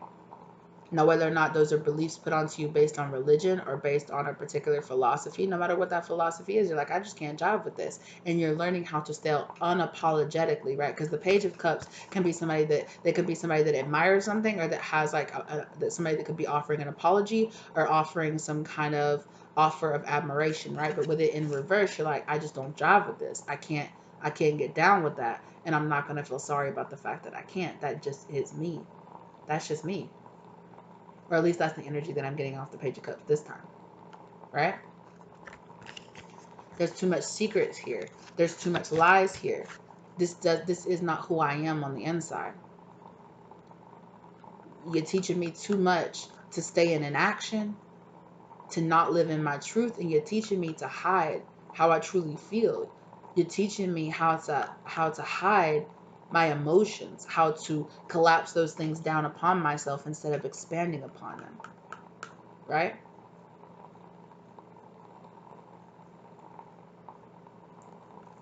You know, for a lot of you, it's finding this order in between the juxtaposition of the Hierophant and the High Priestess.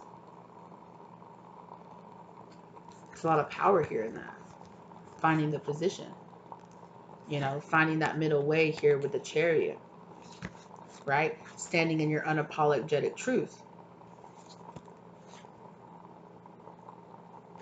I want to talk some more here too about these two though.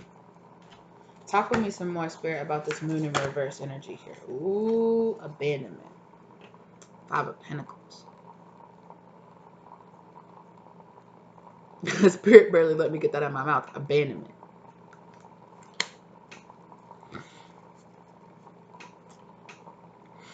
Feeling like you gotta hide who you really are and abandoning who your real feelings, who you really are, keeping your real feelings, your real intuition, how you really feel about yourself locked away. So you feel like in a way you're abandoning yourself, you're abandoning your own truth,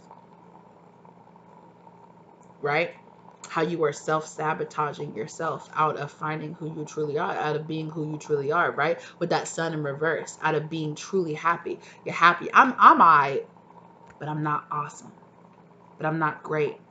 But I'm not truly deeply satisfied.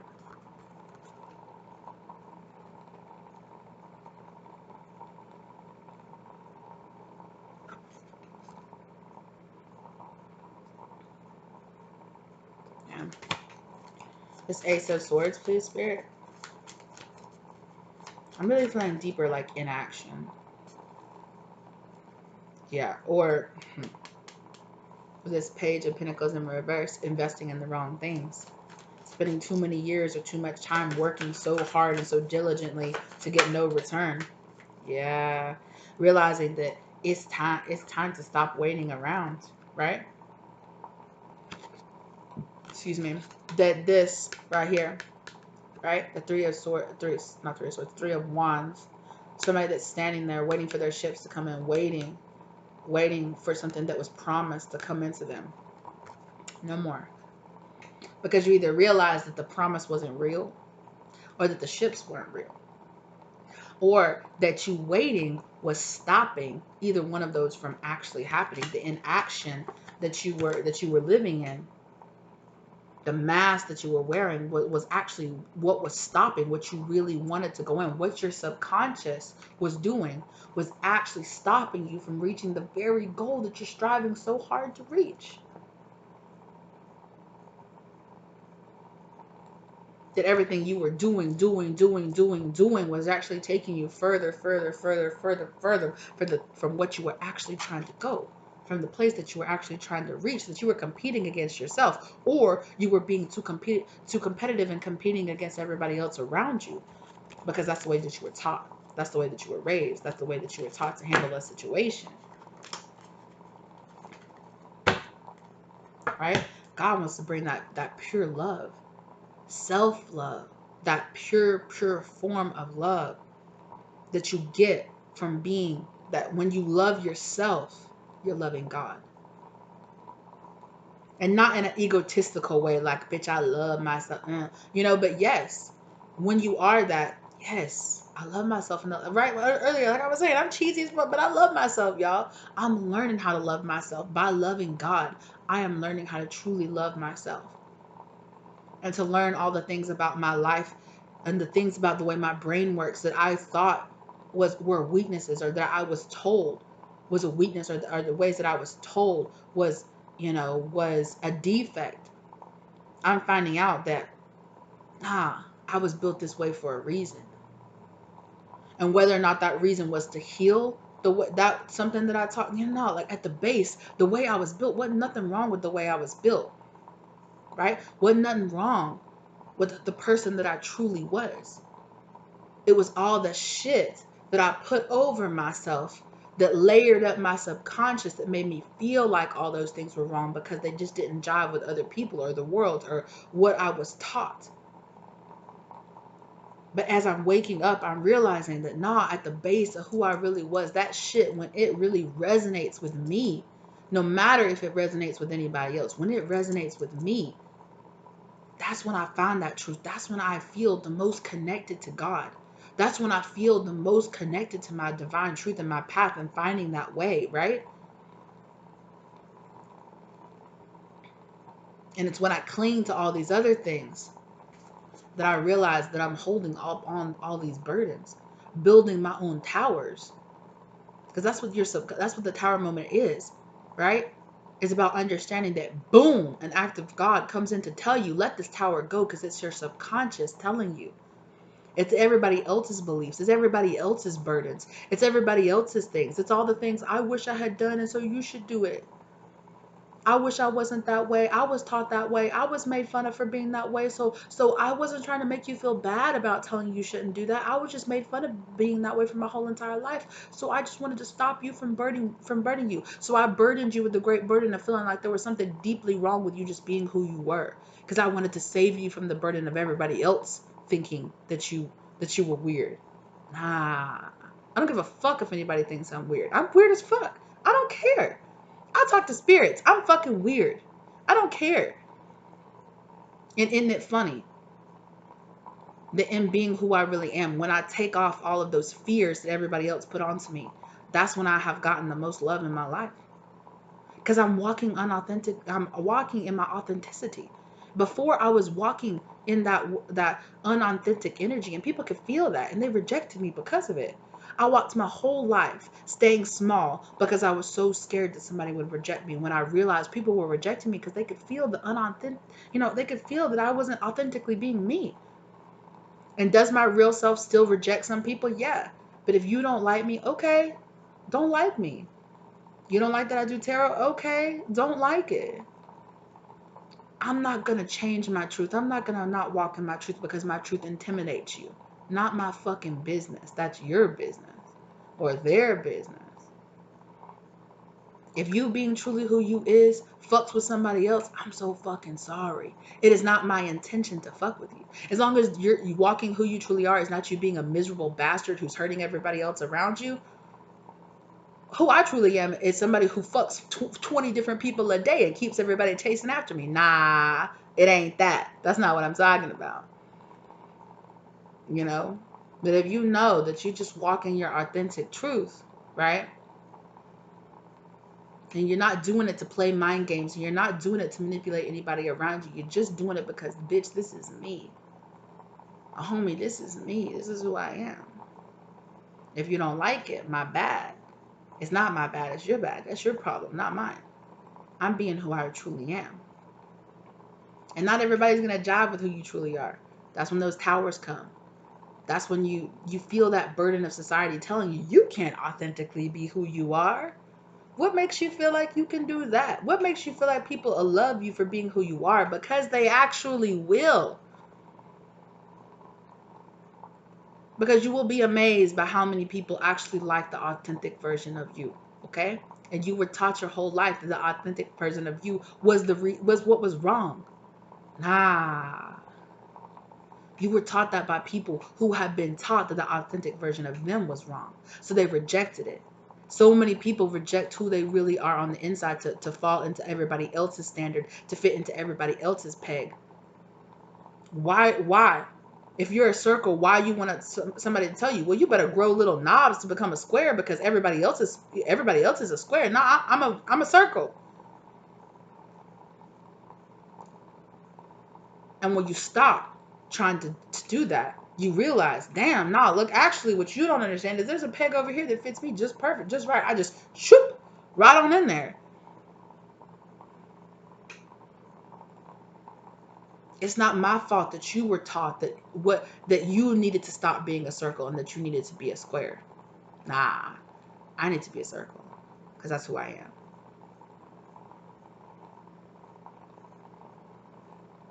And in that process, it's heavy because some of those people, they don't want to change. They think, well, I changed, so why are you too good to change? I'm not. I'm not putting myself up on a pedestal. I'm just being who the fuck I am.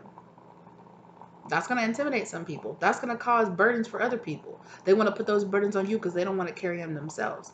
Because you living in your authenticity makes them realize how unauthentic they are.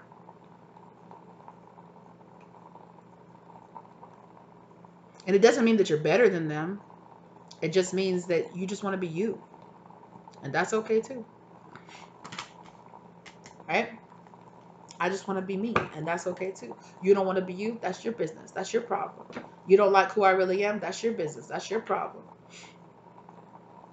Because when you resonate on that level, suddenly you'll start realizing that suddenly people are start coming along. It's like, hey, you're a circle. That's fucking dope. Look at that. You so smooth with it and shit. Like, damn. You could just like roll around and you're adaptable and like, damn. Yeah.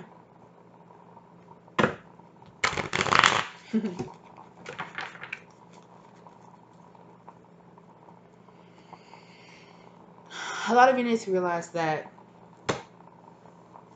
Wheel of Fortune in reverse. You need to take your time to breathe out because it's this pause moment that you were in right now. You weren't on this other side of the wheel, right? You had to work through that karma. You had to work through that devil side of the wheel. You had to work through that karmic side of the wheel. It's just what you had to do. But you needed to stay graceful and understanding through it, right? Yeah, because that's when, baby, that's when you feel that love. That's when you find that love. When you truly love yourself, that's when you put out that energy and that's what you get back. Wow. I mean, yeah, you get hate. Everybody gets hate. It is what it is. It's part of the world we live in. But when you live without those regrets holding you back, honey, yes, honey, what? Boom. That's when it comes in. That's when that abundance, that's when that stability, that's when that, oh shit, let me build my foundation. Let me be who I really am. Let me start getting that money because damn, When I live in my authenticity, I find myself. And when I find myself, I find my flow. And when I find my flow, I find my purpose. And when I find my purpose, I am rewarded by God for walking in my purpose. Because finding your purpose just means you are walking on the reality and walking in the place that is going to lead to the best outcome for yourself. That's why I'm not the type of person that's like intimidated by the thought of destiny. Because destiny just means, oh, look, here's the path that's going to lead to the path of least resistance for you. And sometimes you got to go through it to get to it, right? That does not mean that the path is always going to be beautiful and it's always going to be easy. But it means that in those beautiful moments, in between the rough patches, they're going to be even more beautiful. Because it's just going to be rewards and rewards for making it through those moments.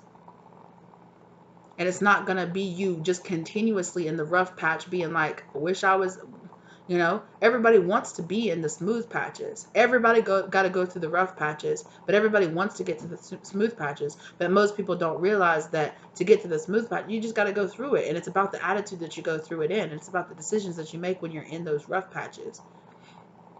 And it's about realizing you don't have to be in the rough patch. You can be somewhere different. You can be somebody different. You can do something different. You can.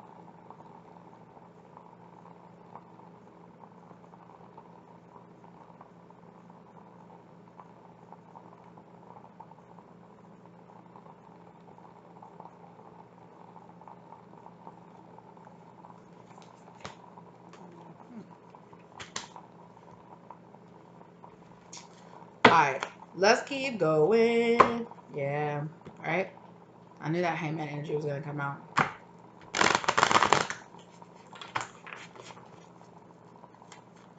Be bold and make the first move. Let's talk about that. Let's talk about that. I told y'all this was going to be a long one. I had a lot to say. I knew when I got ready for this video that I was going to have a lot to say because I had a lot to say this morning. I was on this other person's live and I was chatting with them and I had a lot to say then. And it was cool because this person was like challenging my beliefs and I was like, it's good. Like, it's good. Because after I got off the live and I started doing my other shit and getting ready and taking my bath, I was in the shower and I was like, it's like this and it's like that.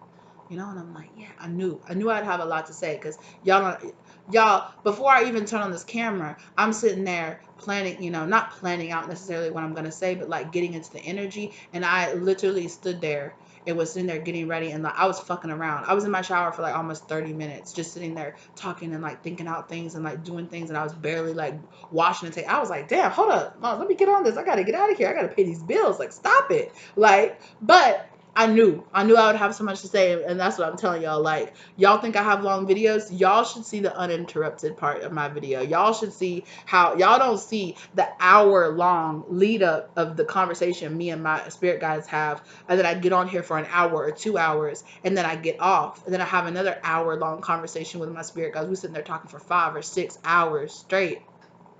And y'all are like, your videos are too long. And I'm like, you don't even know. Okay? This is the shortened version of what I got to say. Okay? Because I got so much to say. This is the short. You guys are getting the shortened version of what I have to say. Okay? And that's cool. I get it, you know? I'm not for everybody and that's okay. Some people like that short, digestible 15-20 minute reading. I get it, right? But we're talking about something here that takes longer than 15 or 20 minutes to talk about. It just does. You know? I could give you the shortened version of it, but that's just not me. That's just not me. You know, and if it's not you, that's cool too. I ain't got no problems with it. I'm not going to tell you to change the way you like stuff. You know? You like it? Go. But I'm not going to change because you want my video to be shorter. We'll watch 15, 20 minutes of my video or don't. You know? Take it upon yourself to make things work for you. Don't tell me to change to fit in your peg. No. Either be more adaptable or go on to somebody else. You know? But if you're being guided here to watch my video, there's probably something here for you. So maybe there's something here for you to challenge yourself with. But at the same time, I do understand asking for 2 hours of somebody's time is a lot. I get it. I appreciate it. Thank you. But It is what it is. No hate to you. No problem with you at all. You know, you like what you like. You got the time that you got. You know, I appreciate that. It takes, you know, I get it. I really do.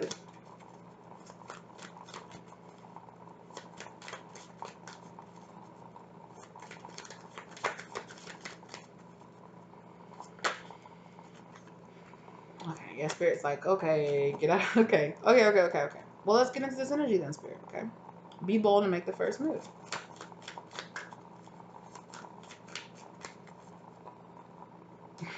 Okay. Bring about that abundance. It's coming for you. Okay, they want that Queen of Pentacles to be out. Yeah, and then look, there's that Sun in reverse, right? You know, be inspired by the fact that you're not okay with it just being all right. Exactly. Hello, Empress. Nurture, grow, expand.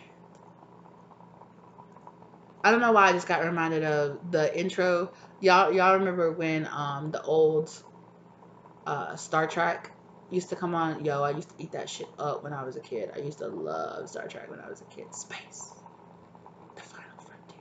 Oh my god, I loved it. Right? I don't know. I don't know why. Okay, who wants to fall out?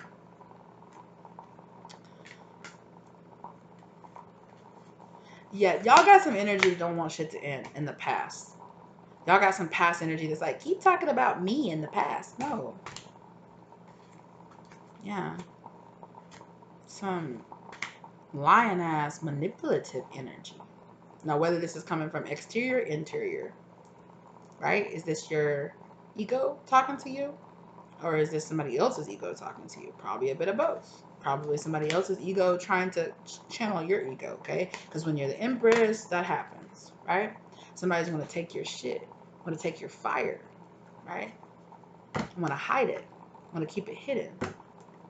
Want to tell you, now don't shine that light. Don't shine that light. Keep your gifts and your talents hidden. Nah.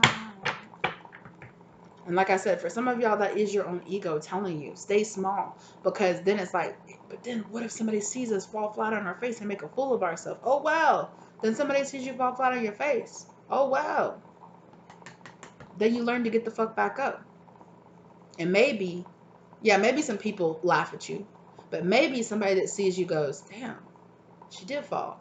She got back up. Or damn, he did fall. But he did get back up. And he kept going. He kept trying. And maybe next time they fall, instead of just staying down and staying small and being embarrassed, maybe they'll get back up and say, you know what? It's okay. I got this shit too. Or maybe it's just about you. You know? Maybe it's just about you. It's a hard lift to get that. Oh, okay, bitch, get back up. Damn, they saw you. It's okay. It's okay. Ugh. I remember this one time I was walking. Oh fuck! I was out in my town. I was in college, and the way that my town that I live in is set up is that the college, the university, is like across the street from the high school, and and I was walking with a group of friends, like through the campus, off campus, like kind of like not through the high school campus, but like around, kind of through the parking lot of one of the high school campuses, because we was walking to go get us something to eat that was on the other side of the high school, right? I'm walking with my friends. We're just cutting it up, talking ha ha ha ha ha. A motherfucking gopher hole jumps up and grabs my ankle, bitch, and I boom. I fell into the grass, thank God, right? But literally, I turned around and I looked, and the way that shit was set up, bro, was like it was like multiple classrooms, right? All down one side, okay, of the building had windows, floor to ceiling windows, all down, all three classrooms that were there, and all three classrooms full of high school kids just oh my god, that bitch fell. We could hear him from the outside just cackling, bro. I was like, damn. But I got up. But I got up. I said, damn, that bitch tried to break my leg. I was so happy because it was deep, y'all. that I was just thankful I didn't fuck up, right? Because I was like, I'm in college. I ain't got, nah, I ain't got the money for this. Nah. The thought of being in college and walking around my campus with a broke leg, I was like, nah. But I did it. I don't know. It's spirit just showed me that. Just showed me that, right? So yeah, you might trip, you might fall, and everybody might be looking at you like, ah ha ha ha ha, right? But I ha ha my ass back up, right? And I'm like, ha ha, you stuck in class, and I'm going to go get something to eat and smoke a flat blunt. Don't worry about what I'm doing, okay, little kid. Okay, I was just like, whatever. I'm getting up and I'm gonna go do my shit, okay? Because all of them wish they was out walking around on campus, going to get food and going to get high. They wish that, okay? Not all of them, but you know what I'm saying. Like they wish they wasn't in fucking first ed. You know, they wasn't in first aid class. They wasn't sitting there and in class. They wish they was doing what I was doing. Yeah, but it's about going inside. Let's get back on topic. This spirit wants to make fun of me, like, bitch, you fell. Like, get the fuck. Okay. Anyway. And I laughed about it, bro. I was like, I did laugh. And I wasn't like embarrassed. I was just like, damn. And everybody was like, damn. Like all my friends were like, there was only like 3 or 4 of us, but we were like, all my friends were like, oh shit. And they all were looking, they were like, damn, all these kids are laughing at you. And I was like, hey, it is what it is, whatever. Bitches fall. It is what it is. Okay. So the Hermit card. It's about going inside. Even in those moments when you feel like, damn, right? And I feel like Spirit showed me that moment because in that moment, in the past, I would have just been like devastated. But in that moment, I was like, oh well, I fell. And I genuinely was like, oh well. And I got back up and ooh, is my leg okay? Yeah, I'm okay. All right, let's keep going. I'm hungry, y'all. Like, okay, let's go. You know? And I went and had a great lunch with my friends. We had such great conversations. We went and chilled and shit. It was a great day. It was an off day for us. We were having we were all done with our classes, so we had a great day for the rest of the day, right? And in that moment, I was grateful that shit could have gone way worse, right? So sometimes Spirit is telling you things can go way worse than you just getting embarrassed. Like staying where you are and having these regrets that you never took that risk.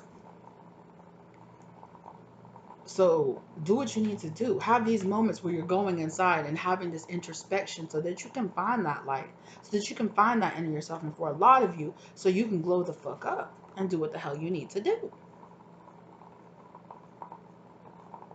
Right? Nurture yourself to create that abundance you've been looking for. Right? What is this bold first move that you're making is going inside and being honest with yourself about all this shit we talked about, right? Like I said earlier, it's hard to be that person that's like, no, you allowed all this to happen because of this and this and this. And oh, that's real deep hurt. That hurt real bad, right? It's hard. It is. But the reward is worth it. The journey, the reward, what's at the end is worth. And it's really not about what's at the end. It's about the experience getting there. The experience going there, going through your dark night, rising back up out of your dark night and being like, plow, plow, back on those bitches and coming back. Right? Pow. Right? Because that's the choice a lot of you have. Abandon yourself or face a new beginning. And for a lot of you, there is a part of yourself that you have to abandon. It's the hurt, toxic part of yourself that you have to abandon, that you have to walk away from. And yeah, for some of you, right, some of these karmic energies don't want to feel left behind because they will feel abandoned if you go on this new journey. If you go on this journey, you will be leaving them behind and they will feel abandoned, right? But the truth is, it's not you abandoning them, it's them abandoning themselves. Because if they had put in the work, they could be going on the journey with you, right? Or maybe their journey is just leading them in a different direction, and that's okay too, right? Conclusions are within reach, please, Spirit.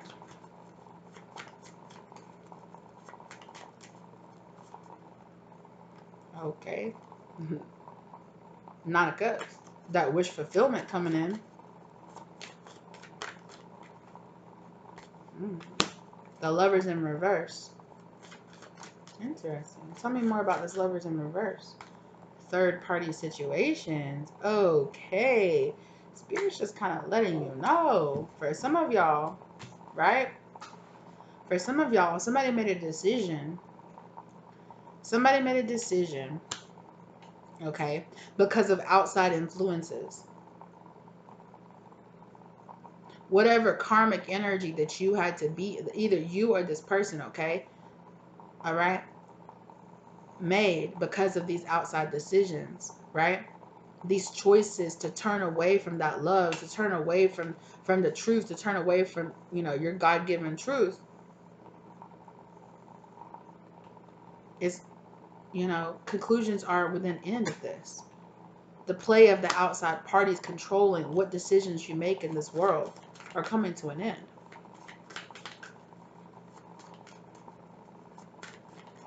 Or at least the 3D outside choices, right? Yeah, thank you, Spirit. I knew this Justice card would come back out, right? Spirit was saying, let the Justice card go, right? Because it'll come back out when it needs to. And it did.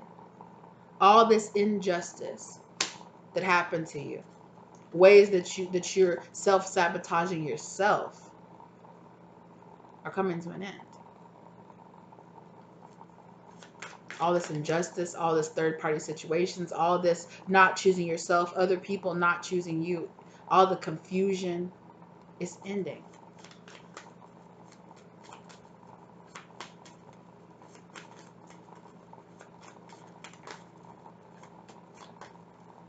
You know?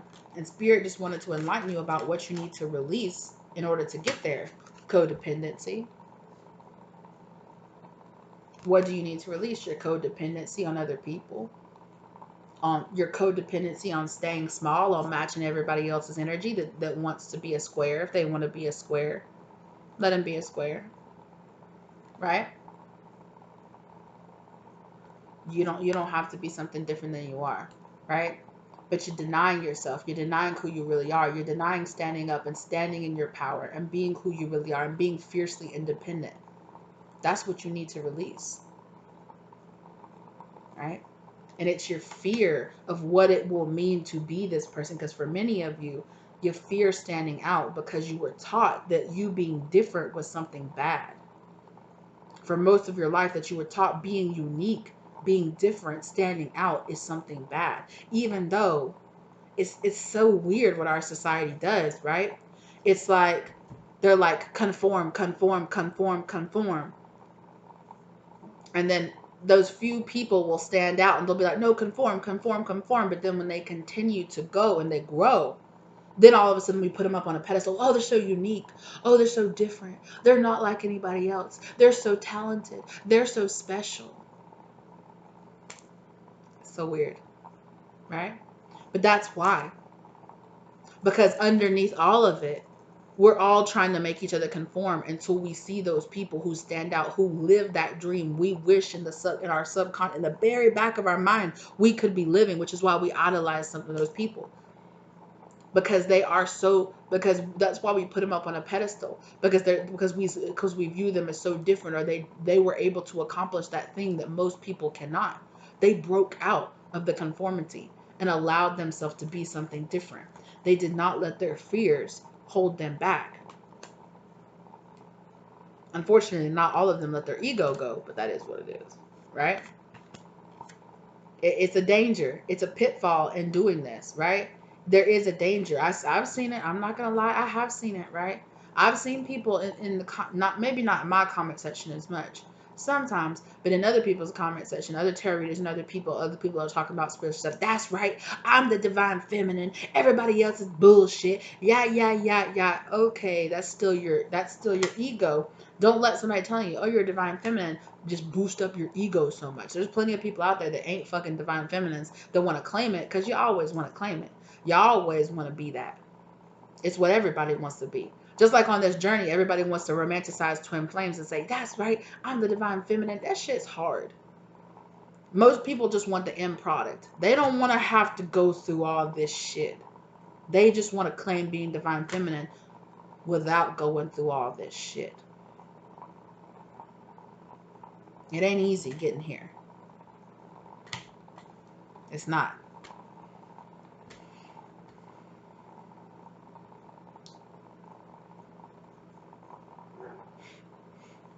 My spirit guys, they're so, they have some of the weirdest like tags that they pull in my mind. I just heard that Chester Cheeto. It ain't easy being cheesy. And I really feel like that's like this, right? Like it ain't easy, right? Because Chester Cheeto, they're like, oh, he's like a cool cat. And he's got like the sunglasses. Like, it ain't easy. It ain't easy. It ain't as easy as you think being up here, right? Getting to here and then staying there. Because it's not just about getting there and then you're just there. Like, ha, I'm just there. Now I have no, I'm a divine feminine. I'm an empress now. No, you still got to fight every day to fight your ego, to fight other things, to stay there. And it's within yourself, right? It's not about competition, fighting off karmics. It's about fighting that energy within yourself to continue to stay there, right? It's about fighting this energy off, right? Because the Nine of Pentacles, right, is the pre-empress, is the person that's almost just there.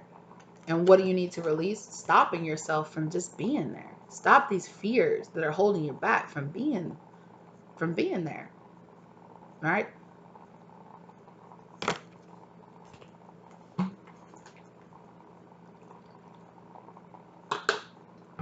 And a lot of time too, excuse me, it can be your ego telling you, oh, you're already there.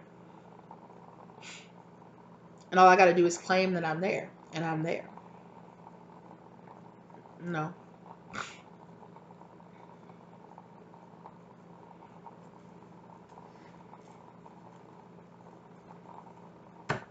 A lot of people don't have the patience. And that was a lot of these people that want to try to hold you back. They don't have the patience that it takes to get there. They don't want to put in the 10 years worth of work that it takes to get here. They just want to claim it. Everybody wants to claim the mastery without being, going down the road. Ooh, look at that. I was like, what is that card causing all these cards to discolor? This is the fucking Emperor. I was like, what is this? It was so weird. Like somehow the light from up above was like hitting that orange color and it was casting like an orange glow like on all. And I was like, what is that? Motherfucking Emperor. Of course it is.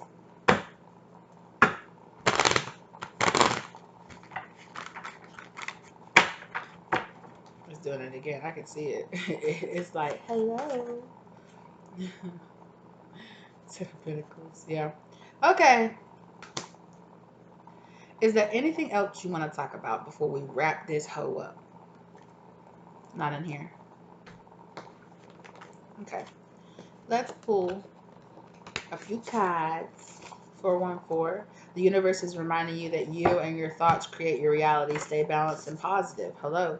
Embrace the change. Life is moving forward. Make the changes you need to make in order to have the life you want to manifest. New opportunities. 22222. Wow. Okay. All that 22222 energy. Golly. Ooh, yes. Archangel Samuel. Hello. Archangel of pure loving relationships. Heals the heart chakra. raises you up to a higher vibration. Helps remove distress and anxiety. We were talking about that earlier, right? And then butterfly. Transform. All right. This transformational energy that's coming in for so many of y'all. Ooh, look at this. Look at this. It's on the back of the deck. 1643. Okay? 1643. You are breaking negative family bonds. Let go of the past. Your future is bright and filled with love. Angels are sending you abundance. Okay. Big old chunk flips.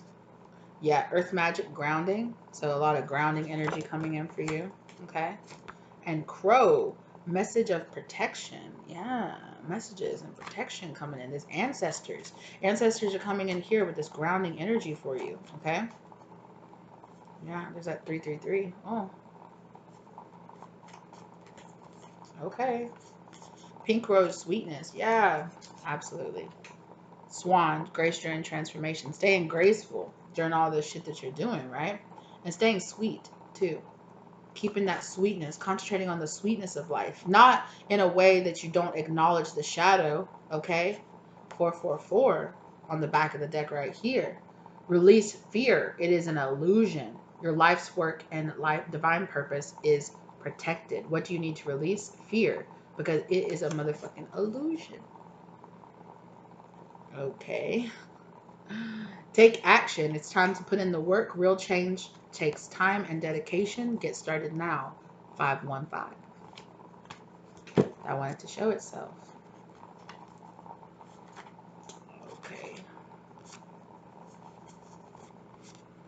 Cardinal, deep soul connection / union. Absolutely. Right? Beautiful. Owl. Got a lot of wisdom. Right? And then I talked about all those birds, right? Breaking out of the egg.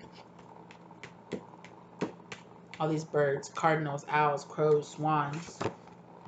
Blue jays, enlightenment. Go into this enlightenment. Okay?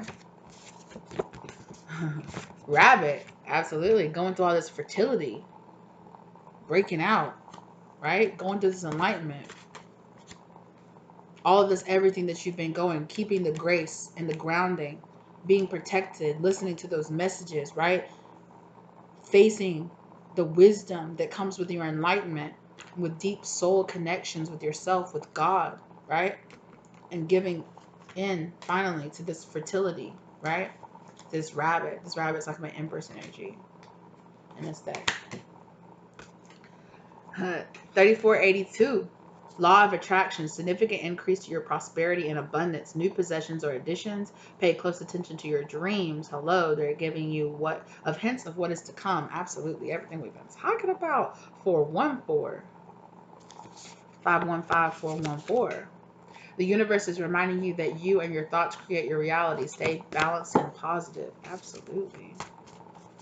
Okay. Yeah. 1819 is my favorite card in this deck, B. It really is. That's why there's two of them in this bitch. The dawn of a new age. You are beginning the path of your soul's purpose. You are a light worker sent here to heal the world. Okay. Okay. 1111. Hello. You are manifesting, right? Wish fulfillment. You're manifesting your dreams and wishes. Stay positive. The universe is on your side. Okay. Protection. Okay. Rejection is divine protection. Okay. Protection is needed. You are surrounded with white protective light. Know your angels are protecting you. Draw on their strength. Okay. Crown. Right. Regal, royal, rambunctious. I'm hearing that heavy is the head that wears the crown. King of Cups. Crab, hold tight. This is the crab card, but I read the King of Cups first. But that Cancer energy is what this crab always gives me, the Cancer energy. Alright? Archangel Metatron. Absolutely. Healing and opening up those chakras. Right? Causing a lot of change to happen in your life. Yeah. Using that protection again. That was Archangel Michael card. But, yeah. 555. Right? All that change coming into your life. 555 is also that tower energy coming into your life. Yeah, but Black Cat, you are protected. You have a guardian, right? That's here with you, helping you. Oh, and look who came out with that Black Cat guardian. Archangel Michael. Hello. Absolutely. Yes. Air magic downloads crown chakra. Absolutely. That crown chakra, that crown and that crown chakra came out, right? 318. Listen to your inner wisdom and divine guidance. Your prayers and positivity are leading you to financial success and abundance. Yeah. Your needs will be met. Absolutely. Okay, y'all got a lot of financial abundance coming into your life, right? That's here with this right here, right?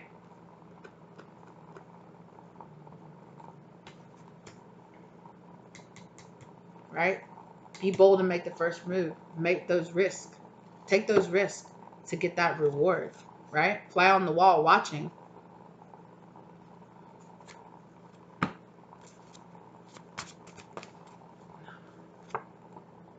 Kundalini awakening. Yeah, a lot of you are going through your Kundalini awakening as well. Beautiful. Right? That's what this is right here.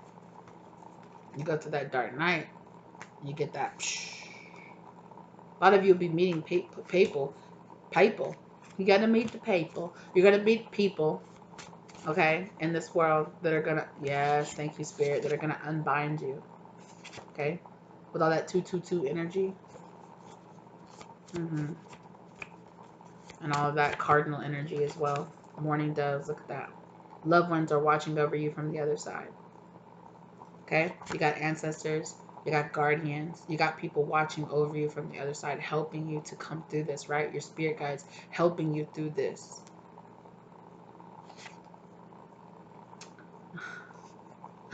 Okay? 1343. Your angels and ascended masters are weaving your thread. You are protected.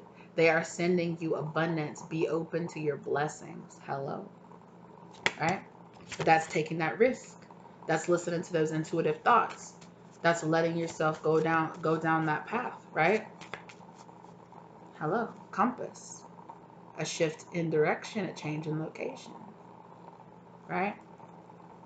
To go down that path. Where are you being guided? Right? That's a good question to ask yourself right now. Where are you really being guided? The changes that are happening now will usher in new opportunities into your life. Embrace your new beginnings. For a lot of you, look at that. 92. A new successful partnership is coming, right? Creative arts, self-made business, or spiritually based profession. Let go of past losses to make way for abundance and personal fulfillment. Hello. 2 or 3 more is what I'm hearing. Look, as I said that. 222. All that 222 energy. Oh, look at this. Look what came out. Love, red rose, in 1849. A lot of you are being led to love. The dawn of a new age. You are taking the first steps down your soul's true path. You are a light worker sent here to heal earth and its people. See, that's why I got 2 of these cards in this deck, because when it comes out like blah blah. Like it comes out with a purpose, right? And for a lot of you, love is that purpose for you. A lot of you learning that love, learning that sweet, sweet, right? Divine love is that purpose. Wow. No. Did this come out? Yeah. One more? 414. Okay. That's the card I literally just put back in there. I was like, maybe this card? And I was like, no, I'll put it back in there. And it came right back out. The universe is reminding you that you and your thoughts create your reality. Stay balanced, positive. Oh, I did pick that one up. One more. That was one that was already on the table. They were just telling me, hey, you put one out there that was still there. They wanted to reread that energy, I guess. One more, please, Spirit, to wrap this up with, please, if you would. Please, just one more. My spirit guys, usually when I say just one more, they'll be like kicking out like 5 or 6 of those hoes. Like, they said not this time. Okay. Shell, listen closely. There is a message. Okay. That's so funny because I was doing research last night on sacred geometry. And it really, that shell card, you know, and I was reading about nautilus, like nautilus shells, right? And it was really reminding me of that, of how the micro and the macro, right? How in that we see God, right? In that we see God. In nature, in the natural occurring things that happen in our life, we can see, right? When I was talking about earlier, when I was like seeing God's fingerprint or seeing God's way in life, right? There's another quote in this book that I love. It was Einstein's quote. I don't want to misquote it. I want to say it, but I highlighted it in here. Yeah. Albert Einstein observes, coincidence is God's way of remaining anonymous. Right? So all those coincidences, all these signs, all these synchronicities, all these things that are showing up in your life, right? It's God's way of going, I'm here, but I'm not here. Ooh. Right? So stay open. Stay open to the messages that you're receiving, and stay open to the ways that you might be receiving these messages. Also, stay open, because a lot of you have this partnership coming into your life, and it might be a different type of love that you're expecting, right? I'm getting that message a lot right now. Like, it might be a different type of love that you're expecting, right? It might not be somebody falling at your feet and going, God, I'm obsessed with you. You're so beautiful. You're so everything. Be my wife or be my husband, right? A lot of you are going to be shown that there are a lot of different types of love out there, and that your soul needs to know about a lot of different types of love to feel that real love. That for some of you, this new love that's coming into your life is really going to start off as friendship. It's something real that is going to teach you how to build something more, right? Or to just appreciate the fact that 515 down on the clock, on the real-time clock right now as I'm saying that, right? Did I put 515 up, or did it come back out? You know that a lot of you would like, right? That new partnership is coming in. Be open, right? Be open to different forms of love. Be open to it coming to you in different messages, in different ways. Be open to the fact that, you know, yeah. I mean, I'm not trying to say that, oh, you're not going to find like a partner to be with, but that this new love might come in a shape or in a way that you don't expect, you know, in a way that seems small now but might mean something else eventually in the end, right? In the end, it's more about the feeling. In the end, it's not so much about whether or not at the end of the day you live in a life where you end up getting married and you're, you know, you're having babies and you're doing all this with this person. Sometimes it's just about learning how to really appreciate the love, just the love, whether or not that fits into the stereotypical square that most of us have been taught to you know, to think means real love, right? For a lot of you, it's about expanding your understanding to see that the way we were taught to love is not always the healthiest. And it's okay to admit that. And it's important to admit that to yourself. And to be open to discovering something new, something different. To allowing somebody to love you in a different way.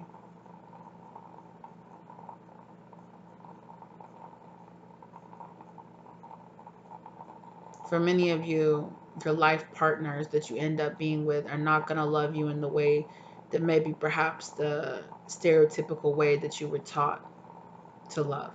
Not just outside of the toxicity that you might have been taught, but to express their love in a different way, to show you their love in a different way, to challenge the way that you thought that your partner should act. This and this and this equals love, period. When for a lot of you, it's going to be realizing that sometimes it's not that. Sometimes it's something different. And that's not always in a toxic way, right? It's not always sometimes we have to realize, like, the ways that we demonize, that we judge other people's love, that we say, well, this isn't the way that I feel love, so it must be toxic. It doesn't always mean that, right? That's why it's important to do your research on love languages and to understand that there are a lot of different ways that people show their love, right? And just because it's a different way than you need or that you expect or that you thought you wanted love, that doesn't mean that person doesn't love you. It doesn't mean that person doesn't want to be with you. It doesn't mean that person isn't the person that's right for you.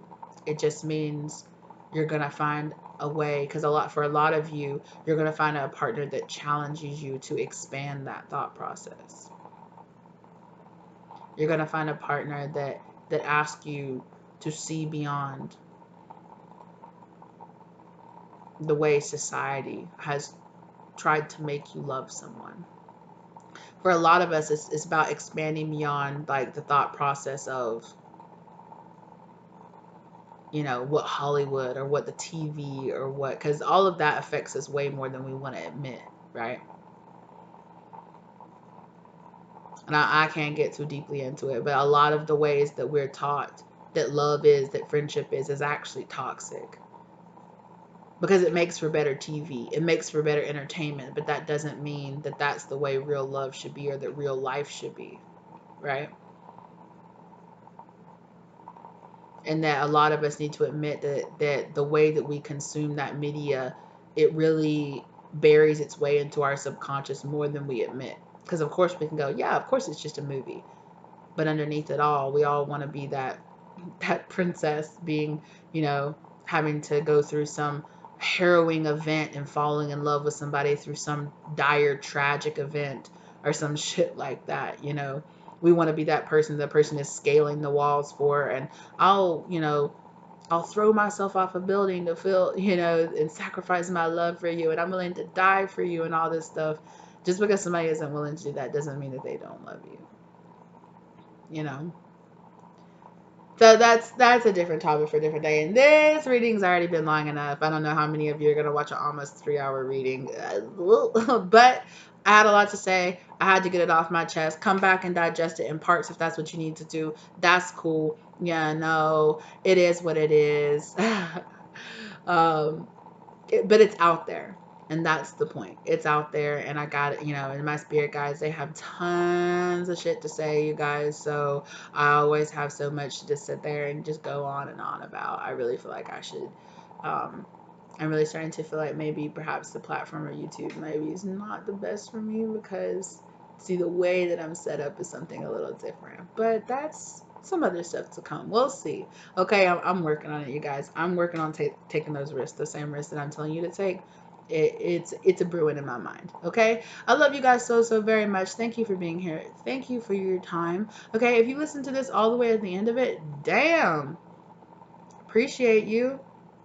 Put Bluebird down in the comment section if you made it all the way to the end, because damn chick or damn dude, I really appreciate you. 3 hours in, and you a G though. Like, you rode with that shit. Like, damn, I appreciate you. If you got it to be here, I really appreciate you. Thank you so very much. Okay, either way. Okay, even if you couldn't, I understand. It's a long ass reading. I get it. Like I said before. Thank y'all so very much. I really feel like I had so much to say because, one, I'm just processing so much information right now on myself, doing so much work, and I feel like you guys are too. I feel like I'm just marrying that, like, back in the consciousness. It's happening all over the place.